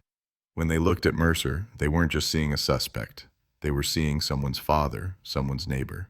And somewhere, beneath that, a blank space where the version of him from 1987 should have been. In the evenings, after long days of meetings and statement reviews, Harris found himself walking old routes again. Not because he needed to for the case, not officially, because he didn't know what else to do with himself. He walked from where the pub used to be, now a slick bar with exposed brick and expensive cocktails, down towards the alley, which was wider and brighter but still carried an echo of that November night. He stood where Emily would have stepped into the rain, and where someone else might have been waiting. He tried to picture Mercer there, younger, leaner maybe, a cigarette between his fingers, delivery driver's jacket zipped up against the chill. He tried to imagine the words that might have been said: need a lift, it's pouring, it's dangerous walking alone. Those lines show up in 100 cases, 100 statements, 100 tragedies. If it was him, had it started as kindness, then twisted? Or had it been predatory from the first word? Or, and here the doubt stepped in, had he simply never been there at all? Late one night, he pulled the old file from the shelf again, not the tidy, updated version, the original swollen with paper, smelling faintly of dust and damp. He flipped through photocopied statements, sketches of the alley, Polaroids from the field. A younger version of himself stared up from one of them, jaw clenched, eyes too bright. The notes in the margins were his too, impatient scrawls, underlined phrases, question marks pressed so hard into the paper they almost tore it. Buried near the back, he found something he'd forgotten. A brief note from an early canvas. A woman who'd been drinking in the pub that night had mentioned seeing another girl leave around the same time as Emily. Not with her, not talking to her, just roughly parallel, another woman in a coat, head down against the rain. She hadn't come forward later, hadn't become a formal witness.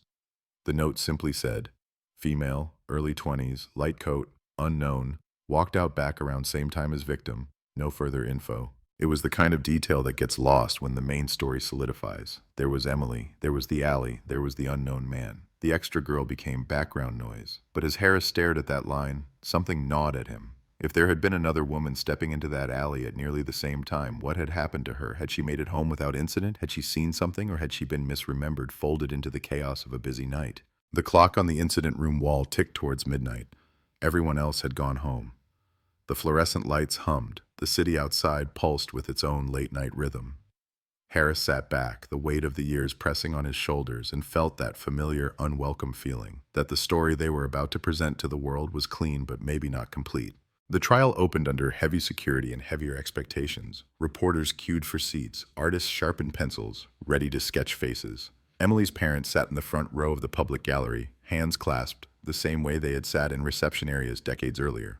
Mercer took his place in the dock, flanked by officers, wearing a suit that didn't quite fit, as if it belonged to a different life. The prosecution laid out their case in a voice that was almost soothing. This is what happened. This is how we know. This is the science.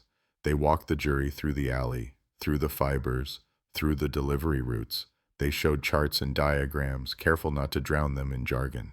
They brought in the forensic analyst, who explained how the DNA had been recovered, why contamination was unlikely, why the match to Mercer was significant. The jury listened, notebooks open, eyes darting between screens and witnesses. When it was the defense's turn, the tone shifted. They didn't try to destroy the science, they tried to complicate it. They asked about the age of the samples, about storage conditions, about the chain of custody. They pointed out that the original investigators had not collected DNA with the standards of today in mind. They couldn't have. They suggested that an ungloved hand, a shared surface, an unnoticed contact could have created a false impression of intimacy between fabric and skin cells. They also did something that gnawed at Harris more than any technical argument. They told an alternate story. In their version, Mercer was simply a man doing his job in a busy city, one of hundreds of drivers, one of thousands of faces. He passed through Soho regularly. He might have brushed against someone in a narrow hallway, or helped someone carry a crate, or leaned on the same surface as a stranger. They suggested that his DNA could have ended up on Emily's clothing before she even walked into the pub that night.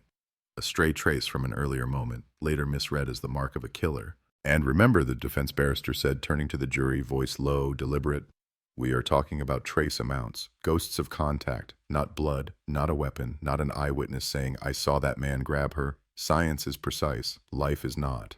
In the evenings, talking heads debated whose story made more sense.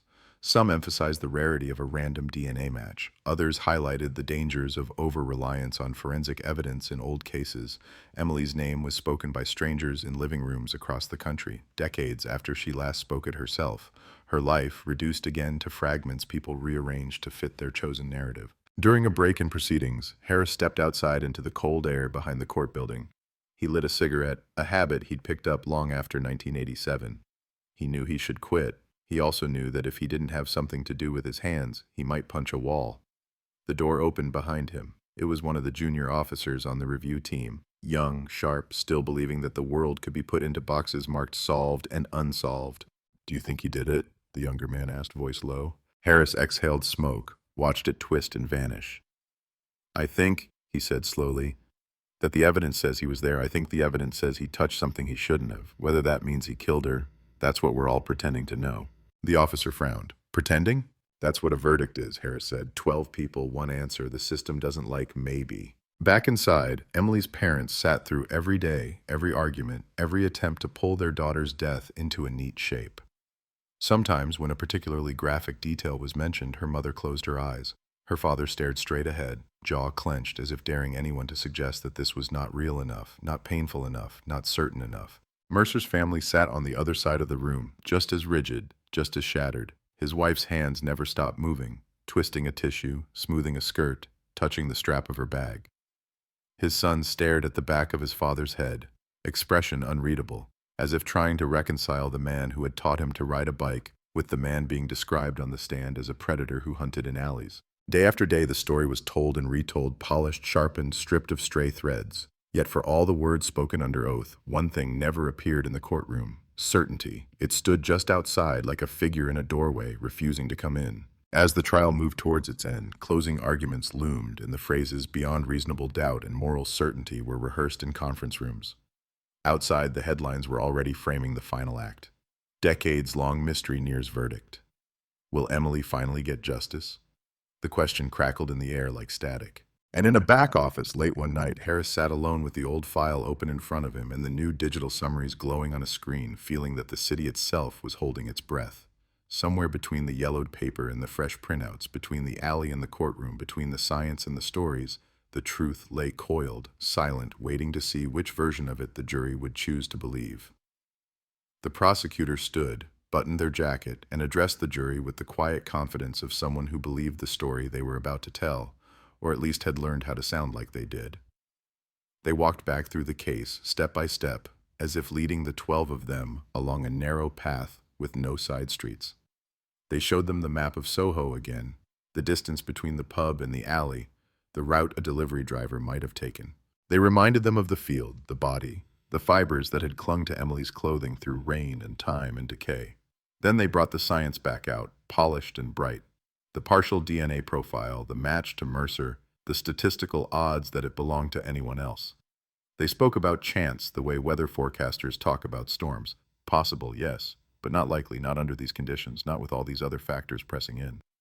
They talked about opportunity, about proximity, about how sometimes the simplest explanation is not just the easiest, but the right one. He was there, the prosecutor said, voice low, steady. His vehicle was there. His work brought him there. His genetic trace was found on the clothing of a woman who never made it home. And he has never offered a plausible reason for that. Not in 1987, not now. Ladies and gentlemen, this case may be old, but the evidence is not weak. It has waited. It has endured. It has finally found its voice. They pointed at Mercer sitting in the dock, face set in a careful mask. You are not deciding what happened in every dark alley in London, they said. You are deciding what happened in that alley, on that night, between that man and that woman. Do not let the passing of years make you doubt what the evidence is shouting.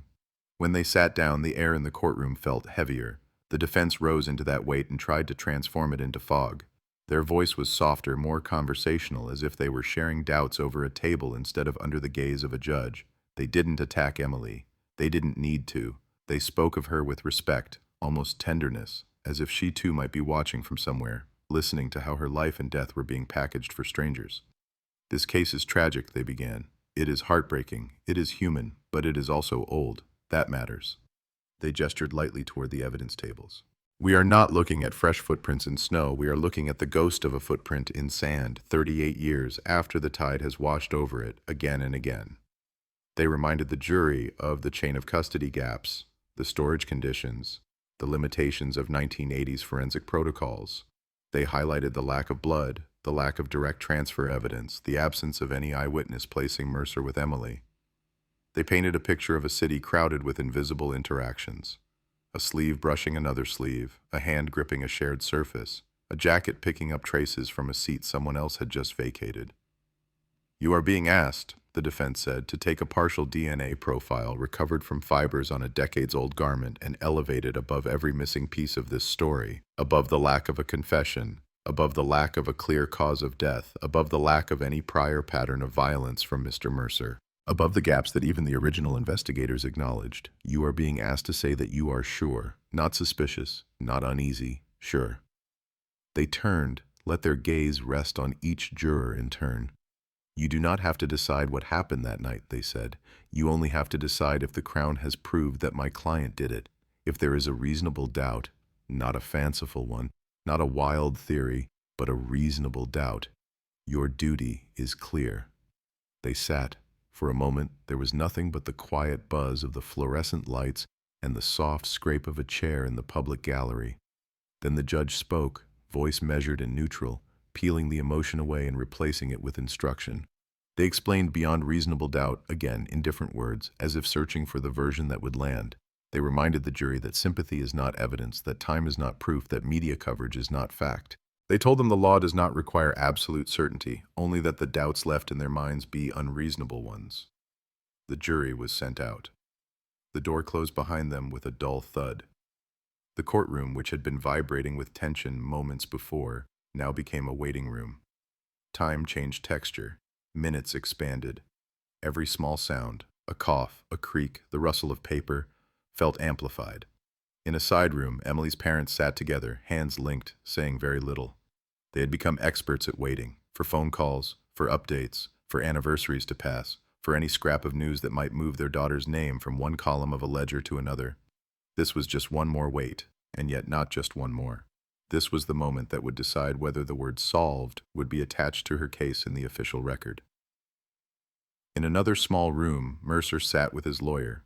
He stared at the wall, jaw moving slowly as if chewing on a thought he couldn't swallow. His hands, free for the moment, rested flat on the table, fingers splayed. He did not speak. His lawyer did, quietly, about outcomes, appeals, the possibility of hung juries, the statistical patterns of similar cases. The words washed over him like rain on glass. Harris wandered the corridors of the court building the same way he had once walked the streets of Soho at midnight. He paused by a vending machine that hummed and blinked, offering chocolate bars and crisps to people whose lives were being rearranged upstairs. He bought a coffee that tasted of cardboard and burnt beans, then threw it away half-finished. His badge clipped at his belt felt heavier than usual, as if it too had absorbed the years. He thought about that note in the file, the unnamed girl in the light coat stepping into the same alley as Emily at almost the same time. He thought about the field, its surface scraped and remade, whatever secrets had once lain there buried now sitting in plastic bags in an evidence room, reduced to numbers and probabilities. He thought about Mercer's eyes when confronted with the DNA results, the flash of something that hadn't quite been fear and hadn't quite been relief. Hours passed, or maybe they didn't. In that suspended state, time became a guessing game. People checked their watches, swapped rumors in low voices. Juries asked for redbacks. They want to see the maps again. They've requested clarification on the fiber analysis. Each new scrap of information traveled down corridors like a breeze through blinds. When the call finally came, juries reached a verdict. The building seemed to inhale at once. They filed back in. The judge returned to the bench. The clerk took their place. The jury entered, serious, tired, clutching the gravity of what they were about to do in their collective hands. No one looked at Mercer. No one looked at Emily's parents. They looked straight ahead, as if any sideways glance would break the thin shell of composure they'd managed to build. "Have you reached a verdict upon which you are all agreed?" the clerk asked. The foreman, a man in his 50s with neatly parted hair and an expression carved into near neutrality, stood. "Yes." "On the count of murder of Emily Ward, how do you find the defendant, Alan Mercer, guilty or not guilty?" The silence that followed was microscopic but enormous. "Guilty." The word fell into the room and detonated without sound. Emily's mother let out a noise that was half sob, half exhale, as if she'd been holding her breath for 38 years and finally let it go. Her father's shoulders trembled once, then straightened. He closed his eyes for a heartbeat, then opened them again, staring at the dock as if trying to burn this moment into whatever part of memory doesn't fade. On the other side, Mercer's wife covered her mouth with her hand. Tears spilled down her face, silent and disbelieving. His son stood stiffly, eyes reddening, hands balled into fists at his sides. For a second, he looked like he might shout, might leap to his feet, might tear the verdict out of the air and throw it back. Instead, he stayed where he was, shaking. The judge thanked the jury, discharged them, then turned to the matter of sentencing. The words were formal, heavy with precedent and principle. Life imprisonment. Minimum term, the seriousness of the offense, the aggravating factors, the age of the victim, the attempt to conceal the body, the fact that an entire family had been left in limbo for decades. The years that had passed didn't soften the sentence. If anything, they sharpened it. Mercer spoke only once, when asked if he had anything to say before sentencing. His voice was hoarse, as if it had been a long time since he'd used it for anything that mattered. "I didn't do it," he said. No theatrics, no elaborate protest. Just 4 words, fragile against the weight of the judgment crashing down on him. The gavel came down. The trial was over. Outside, cameras were already waiting. The headlines were immediate, relentless, triumphant. London, 1987, cold case solved. Delivery driver jailed for murder. DNA delivers justice after 38 years. Family finally hears word guilty in long-running murder mystery. Clips of the verdict played on repeat. Experts praise the persistence of investigators, the power of modern forensics, the strength of a system that could reach backward into a different century and drag a killer into the light. In front of the courthouse, under the hard glare of television lights, Emily's parents gave another statement. Her mother struggled to speak through tears. Her father clasped the sides of the podium, knuckles white. "We want to thank the police, the forensic teams, everyone who never gave up," he said. "Nothing brings Emily back. Nothing makes this right. But today, at least, we know that someone has been held responsible. We hope she can rest now. We hope we can, at last, try to move forward." The word closure floated through the coverage like confetti. In living rooms, people nodded. It felt like a complete story. Tragedy, mystery, long struggle, scientific breakthrough, courtroom drama, verdict. Done. Box ticked. On to the next. Inside the station that evening, officers clapped each other on the back. Emails of congratulations circulated. Senior commanders gave brief speeches about determination and teamwork and never giving up on victims. Photographs were taken with the file on the table, a symbolic shot for the internal newsletter. Justice, framed. Harris stood at the edge of it all, accepting handshakes, nodding at kind words, smiling for pictures because that was what the moment demanded. He said the expected lines when asked. "It's been a long road. We're glad we could deliver answers to the family. This shows the value of preserving evidence and investing in cold case work. None of it was a lie, it just wasn't the whole truth." Later, when the station had emptied out, when the noise had drained away and the corridors were quiet again, he went back into the incident room alone. The board still stood there, full of lines and faces and dates. Mercer's photograph had been moved, marked now with a red tag. Convicted. Emily's photo remained in the center, the axis around which everything spun. He sat down, elbows on the desk, and let the silence stretch. By every official measure, the case was solved. A suspect, now a convicted man. A clear evidential chain, a sentence that would keep him behind bars for the rest of his life. The database would update, the file would be closed, stamped, moved to a different section. Future officers would see it as a success story, a testament to perseverance and progress. And yet, the loose threads still scratched at his mind. The unnamed girl in the note, the lack of a clear cause of death, the missing weapon, the absence of any confirmed sighting of Mercer actually speaking to Emily, the possibility, remote perhaps, but real, that his trace on her clothing had been the result of a contact neither of them had even noticed hours before she vanished. The way he'd said, "I didn't do it," not with the high drama of the wrongly accused on television, but with the flat, exhausted conviction of someone whose story had been swallowed by a bigger one. Harris reached into his pocket and pulled out a folded piece of paper.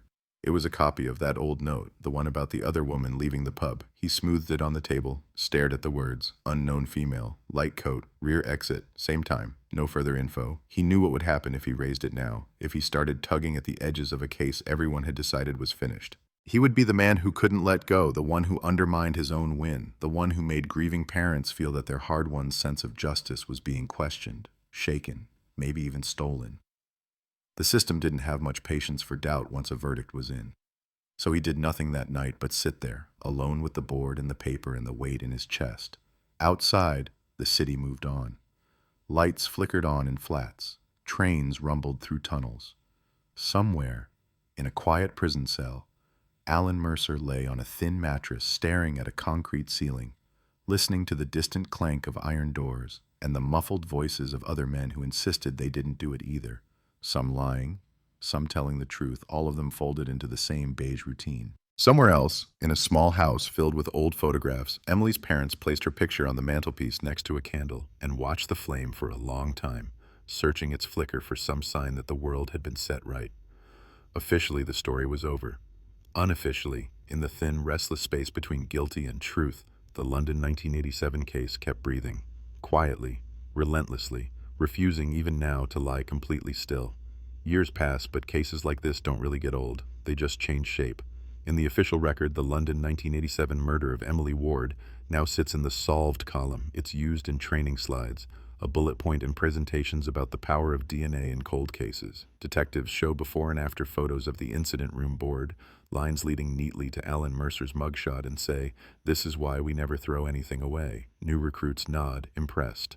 The uncomfortable parts, the doubts that never made it into the reports, stay in the shadows where the system prefers them. For a while, the story sleeps. Then the true crime era wakes it back up. A decade after the verdict, a podcast host with a smooth voice and a slick logo decides to revisit historic cold cases solved by DNA. On a list of famous and infamous, the Ward case appears as a neat package.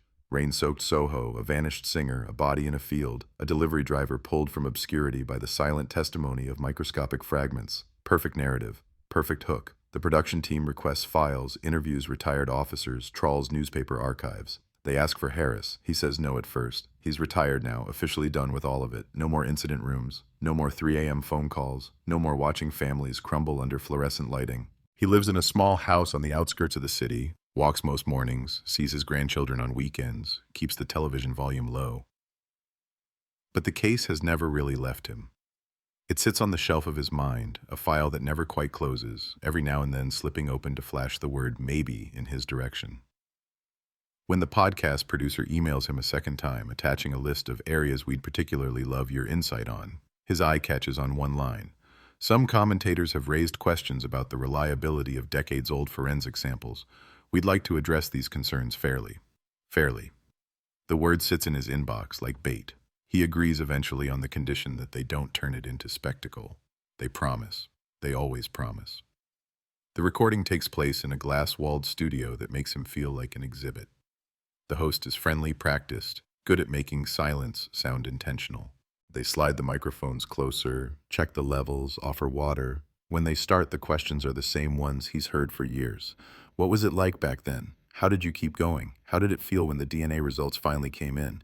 He answers in the same phrases he's been using since the verdict: persistence, teamwork, the extraordinary advances of forensic science. He watches the host nod, eyes bright, sensing good clips. Then, after a break, after the easy stories have been captured, the conversation edges closer to the line that still keeps him awake some nights. "Do you have any doubts?" the host asks, voice softer now, as if confiding in him instead of interviewing. "About the conviction? About whether the right man is in prison?" The room shrinks. Harris hears the drone of the air conditioning, the faint hum of traffic outside. He sees, reflected in the glass, the ghost of his own face, older than he feels inside. "I have unanswered questions," he says. The host waits, letting the answer hang, fishing for more. "Like what?" they prompt. Things that weren't fully resolved.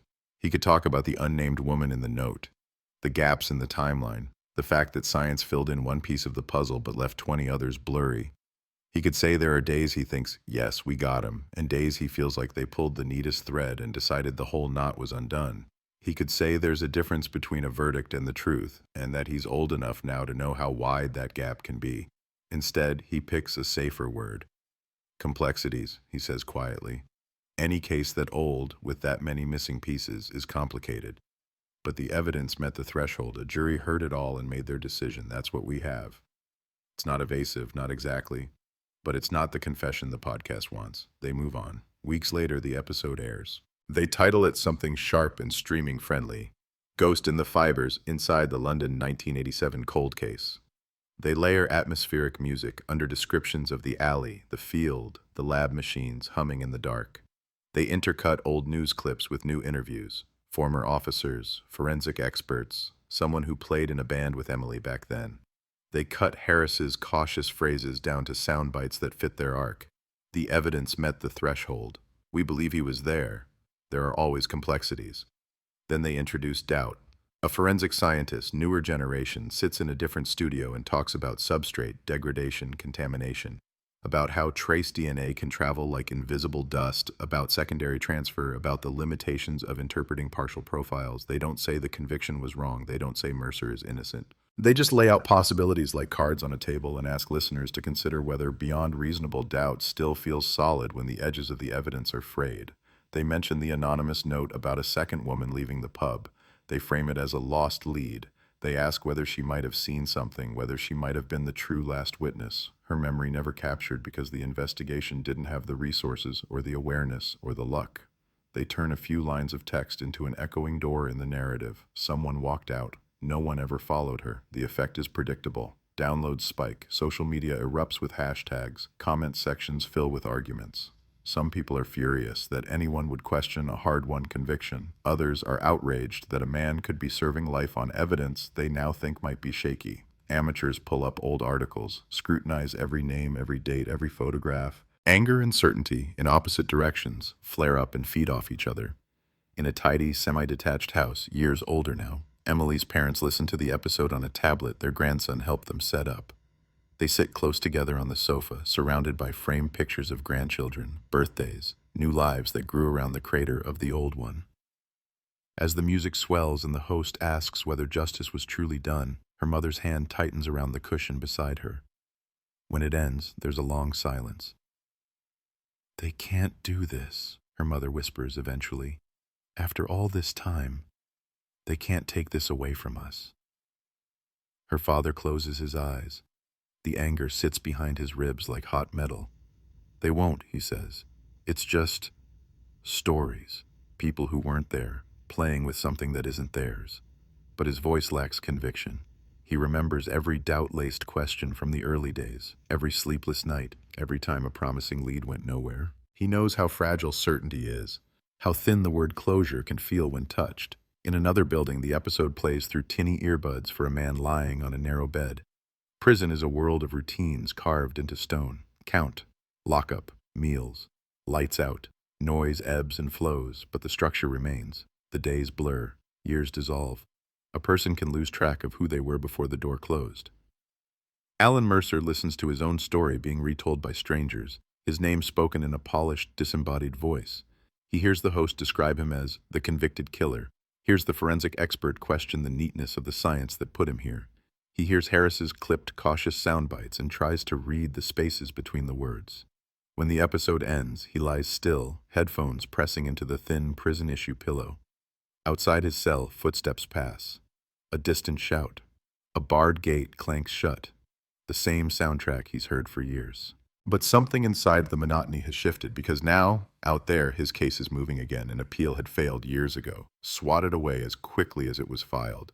The conviction was safe, the judgment written in the kind of legal language that sounds permanent. But attention is a solvent. Enough of it can begin to strip away layers everyone thought were fixed. A small legal charity that reviews potential miscarriages of justice adds his name to a long list. For a while, it's just that. A name in a database, a file on a different shelf. Then a young caseworker, new to the organization, listens to the podcast on a train home and latches onto one detail: the age of the samples, the partial nature of the profile, the way the expert described statistical likelihoods with all the softness of probability instead of the sharpness of certainty. They pull the case file. What they get at first is partial: transcripts, media coverage, summaries. Enough to see the spine of the story.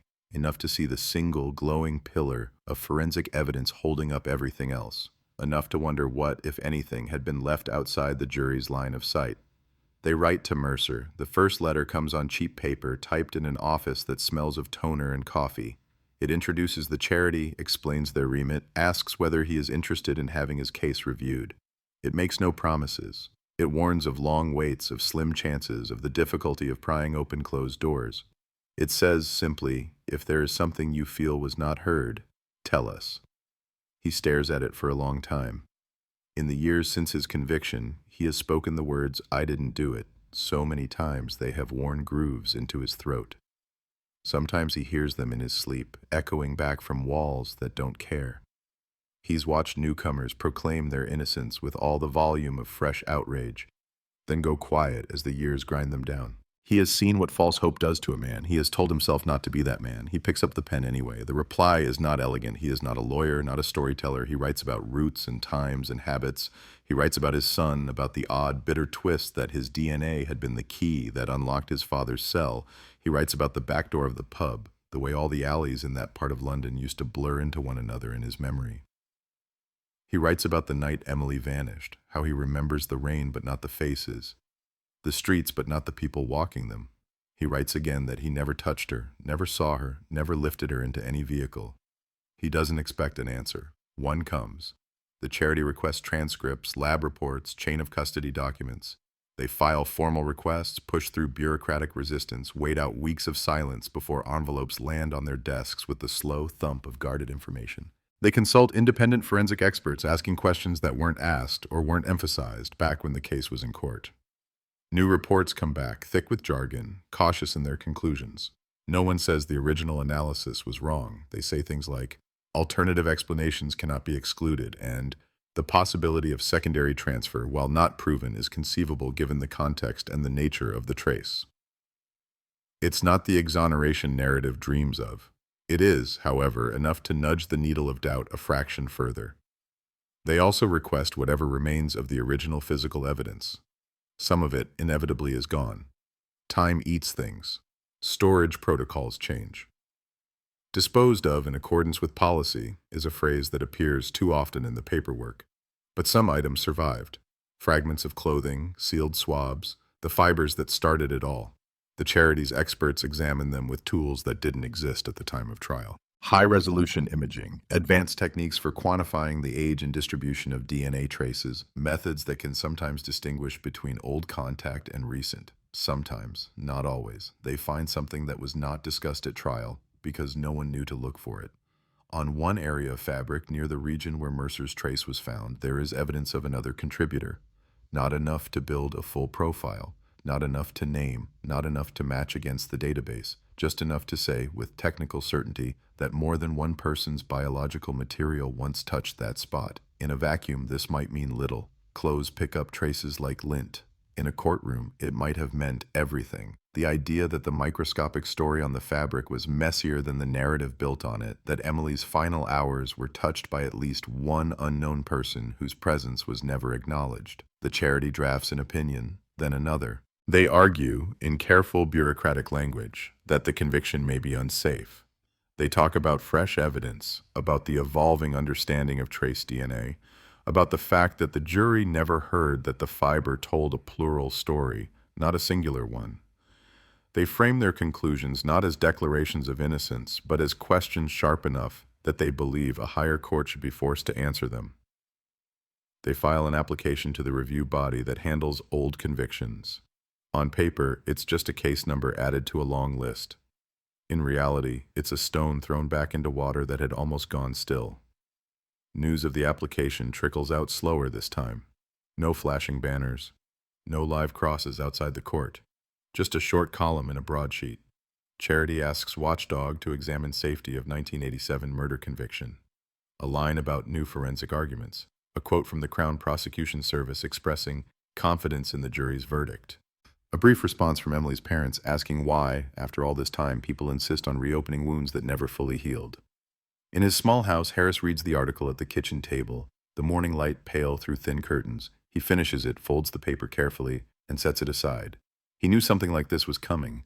Maybe not from a podcast, maybe not from a charity with a modern logo and a mission statement, but from somewhere. Cases that become stories attract attention, and attention attracts scrutiny. The more famous the solution, the more people line up to tap the glass and ask, "Are you sure?" He looks at the phone on the counter, half expecting it to ring. Maybe someone will want a quote. Maybe someone will want him to testify again, this time about procedures, about context, about what it felt like to watch a jury say guilty, while a corner of his mind whispered, maybe.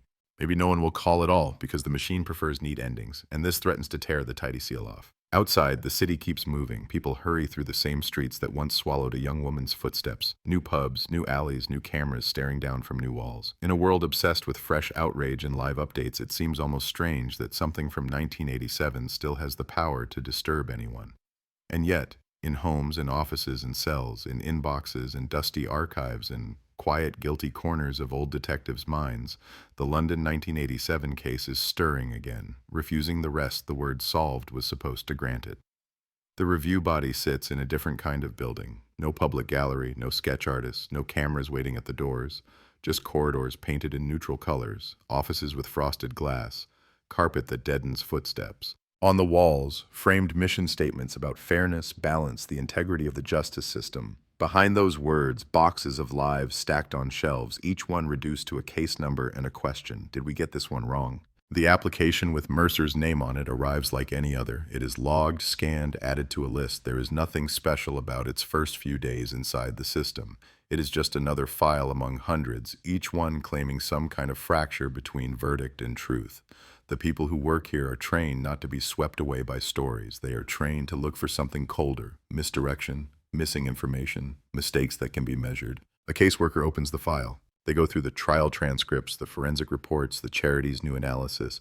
They circle phrases. They stick small notes to the margins. Secondary transfer? Mixed profile? Jury not told. They see the spine of the narrative that convinced 12 people to say guilty, and the spider web of doubt that's been spun over it since. They are detached but not numb. You can't work in a place like this and remain untouched by the idea that the system, for all its procedures and polish, might sometimes replace one injustice with another. They send out for further expert opinions. The email threads grow longer. Specialists weigh in from quiet labs and university offices. Some of them veterans, some of them younger, raised on the cautionary tales of old forensic overreach. The replies come back in careful language. Findings suggest it cannot be excluded that the interpretation at trial did not consider. No one is willing to say the word wrong. Everyone is willing to say the word uncertain. Months slide by. On the outside, nothing appears to move. There are no press conferences, no leaks this time, just silence, the kind that sounds like indifference but is really concentration. In his house on the outskirts of London, Harris waits without admitting to himself that's what he's doing. He tells people he's not following it, that retirement has taught him to let go. But every few weeks, his hand strays to the news app on his phone, searching for the case number that's lodged beside the old badge number he still remembers by heart. Nothing, no update. Bureaucracy moves at a pace that makes even old murder investigations look fast. He fills his days with other things, gardening, visits, silent cups of tea held too long in his hands. But at night, when the house creaks and the city hum is a distant murmur, his mind walks old routes again. From the pub to the alley, from the alley to the field, from the field to the courtroom, from the courtroom to the cell. In one version, Mercer is there in every frame, a dark thread running through it all. In another, he drops out of the picture halfway, and a faceless figure steps into his place, the kind that cold cases breed. Unknown male, possible third party, alternative suspect never identified. In the legal charity's cramped office, the young caseworker who first pulled Mercer's file off the shelf checks their email compulsively. For them, this is not just a file. It's proof that the system cares enough to examine itself. It's a chance to see if all the words printed on university brochures about critical thinking and questioning power structures count for anything when they run into the hard wall of institutional pride. When the letter finally arrives from the review body, it is thin. Thin can mean anything. Thin can be no merit or we need more. They open it with the same mix of hope and dread that families feel when they take a call from an unknown number at midnight. The body has decided to take the case on for full investigation. Not a referral, not yet, but not a rejection either. It is a step onto a narrow bridge between two solid shores, the conviction on one side, the possibility of its collapse on the other. The charity reads the letter twice, 3 times. They highlight the phrases that matter. Real possibility. Fresh evidence, issues regarding the interpretation of forensic findings. Then they write to Mercer. In his cell, he holds the letter with fingers that have grown rough and calloused from years of prison work. The words blur slightly as he reads. He is not a man given to dramatics. He doesn't fall to his knees. He doesn't shout. He just sits down on the edge of the bed and lets out a long, slow breath he wasn't aware he'd been holding since the first day the door closed behind him. In another part of the city, in a living room lined with photographs and grief worn into the furniture, Emily's parents get their own version of the news. A liaison officer knocks gently, steps inside with that careful balance of sympathy and official distance, and explains that a body of review will be looking, again, at the case that has defined their lives. "We want you to hear it from us," the officer says. "It doesn't mean the conviction will be overturned. It doesn't mean we think we got it wrong. It's just a process, a safeguard." Emily's mother laughs then, a short, bitter sound. "Safeguard for who?" she asks. "For him or for us?" Her father listens quietly, the lines around his eyes deeper now, his hair thinner. He has become practiced at parsing the language of institutions. He knows what just a process can mean. It can mean nothing. It can mean everything. It can mean that after decades of being told to accept, to move forward, to be grateful for verdicts and sentences, they are being asked once again to stand on shifting ground. At home that evening, he takes down the old box from the top of the wardrobe, the one with Emily's things, a cassette tape, a photograph of her on stage, microphone in hand, eyes closed, mouth open in the middle of a note he can no longer hear, A copy of an early news clipping, young woman missing after night out in Soho. Another from much later, cold case solved after 38 years. He lays them side by side on the table, two headlines separated by a lifetime. Between them, a verdict that is no longer as immovable as it once seemed. It is not just the families and the prisoner and the retired detective who feel the tremor. Even in the anonymous offices of the prosecutors, there is a ripple of unease. No one likes having their work second-guessed, especially not in cases that were once held up as triumphs. There are meetings, memos, quiet clipped conversations about robustness and public confidence. They pull the file too, reading it now not as a victory to be celebrated, but as a product to be defended. In an internal meeting room, someone runs through the evidence on a projector. The fiber, the partial profile, the match, the maps, the old delivery logs. They note, again, the lack of any innocent explanation offered by Mercer for his DNA on the clothing. They talk about the risk of opening the floodgates if this kind of conviction can be questioned. They talk, in low voices, about how it would look if a high-profile cold case win turned into a public admission of "we were wrong."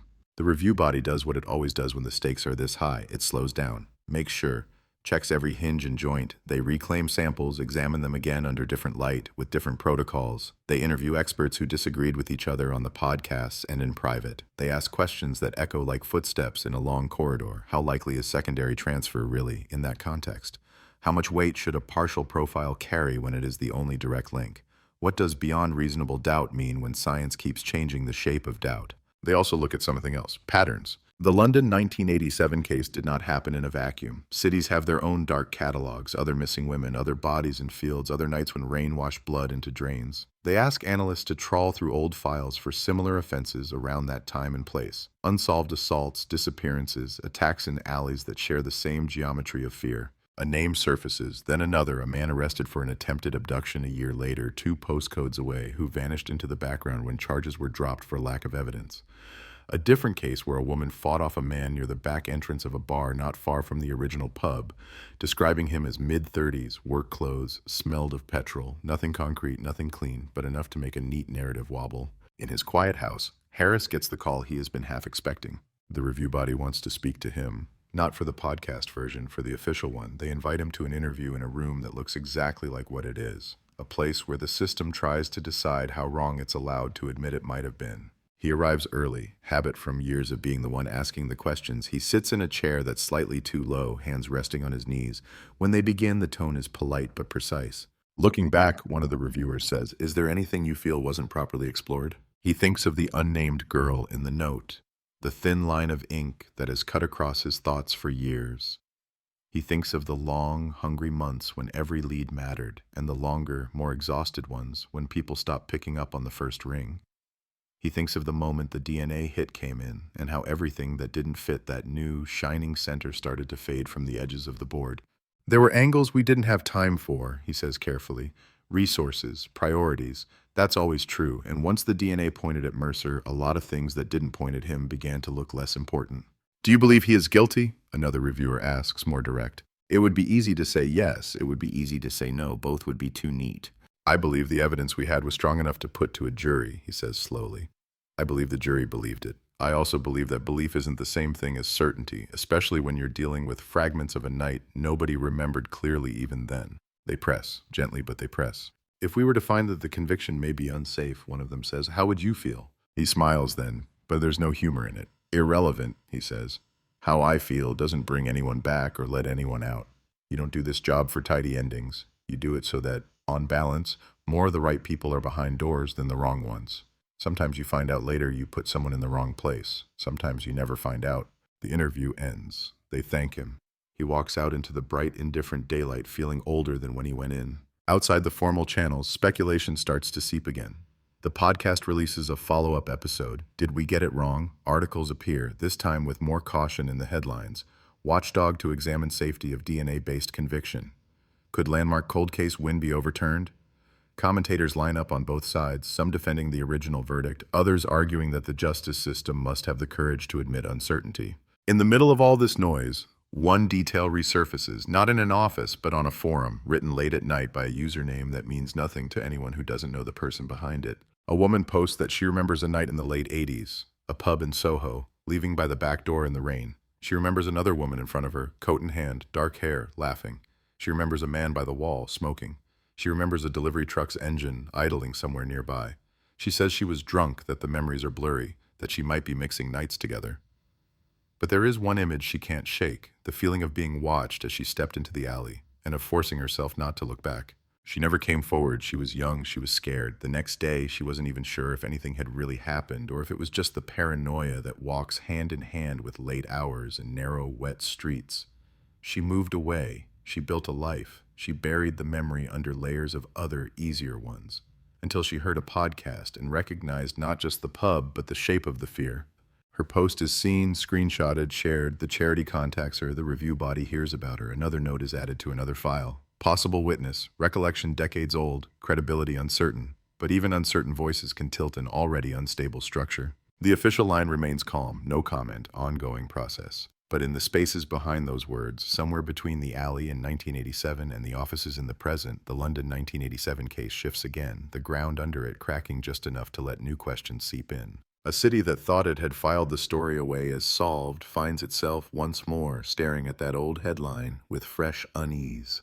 London 1987 cold case solved, or so everyone thought, until the very evidence that closed the file began quietly, insistently to reopen it from the inside.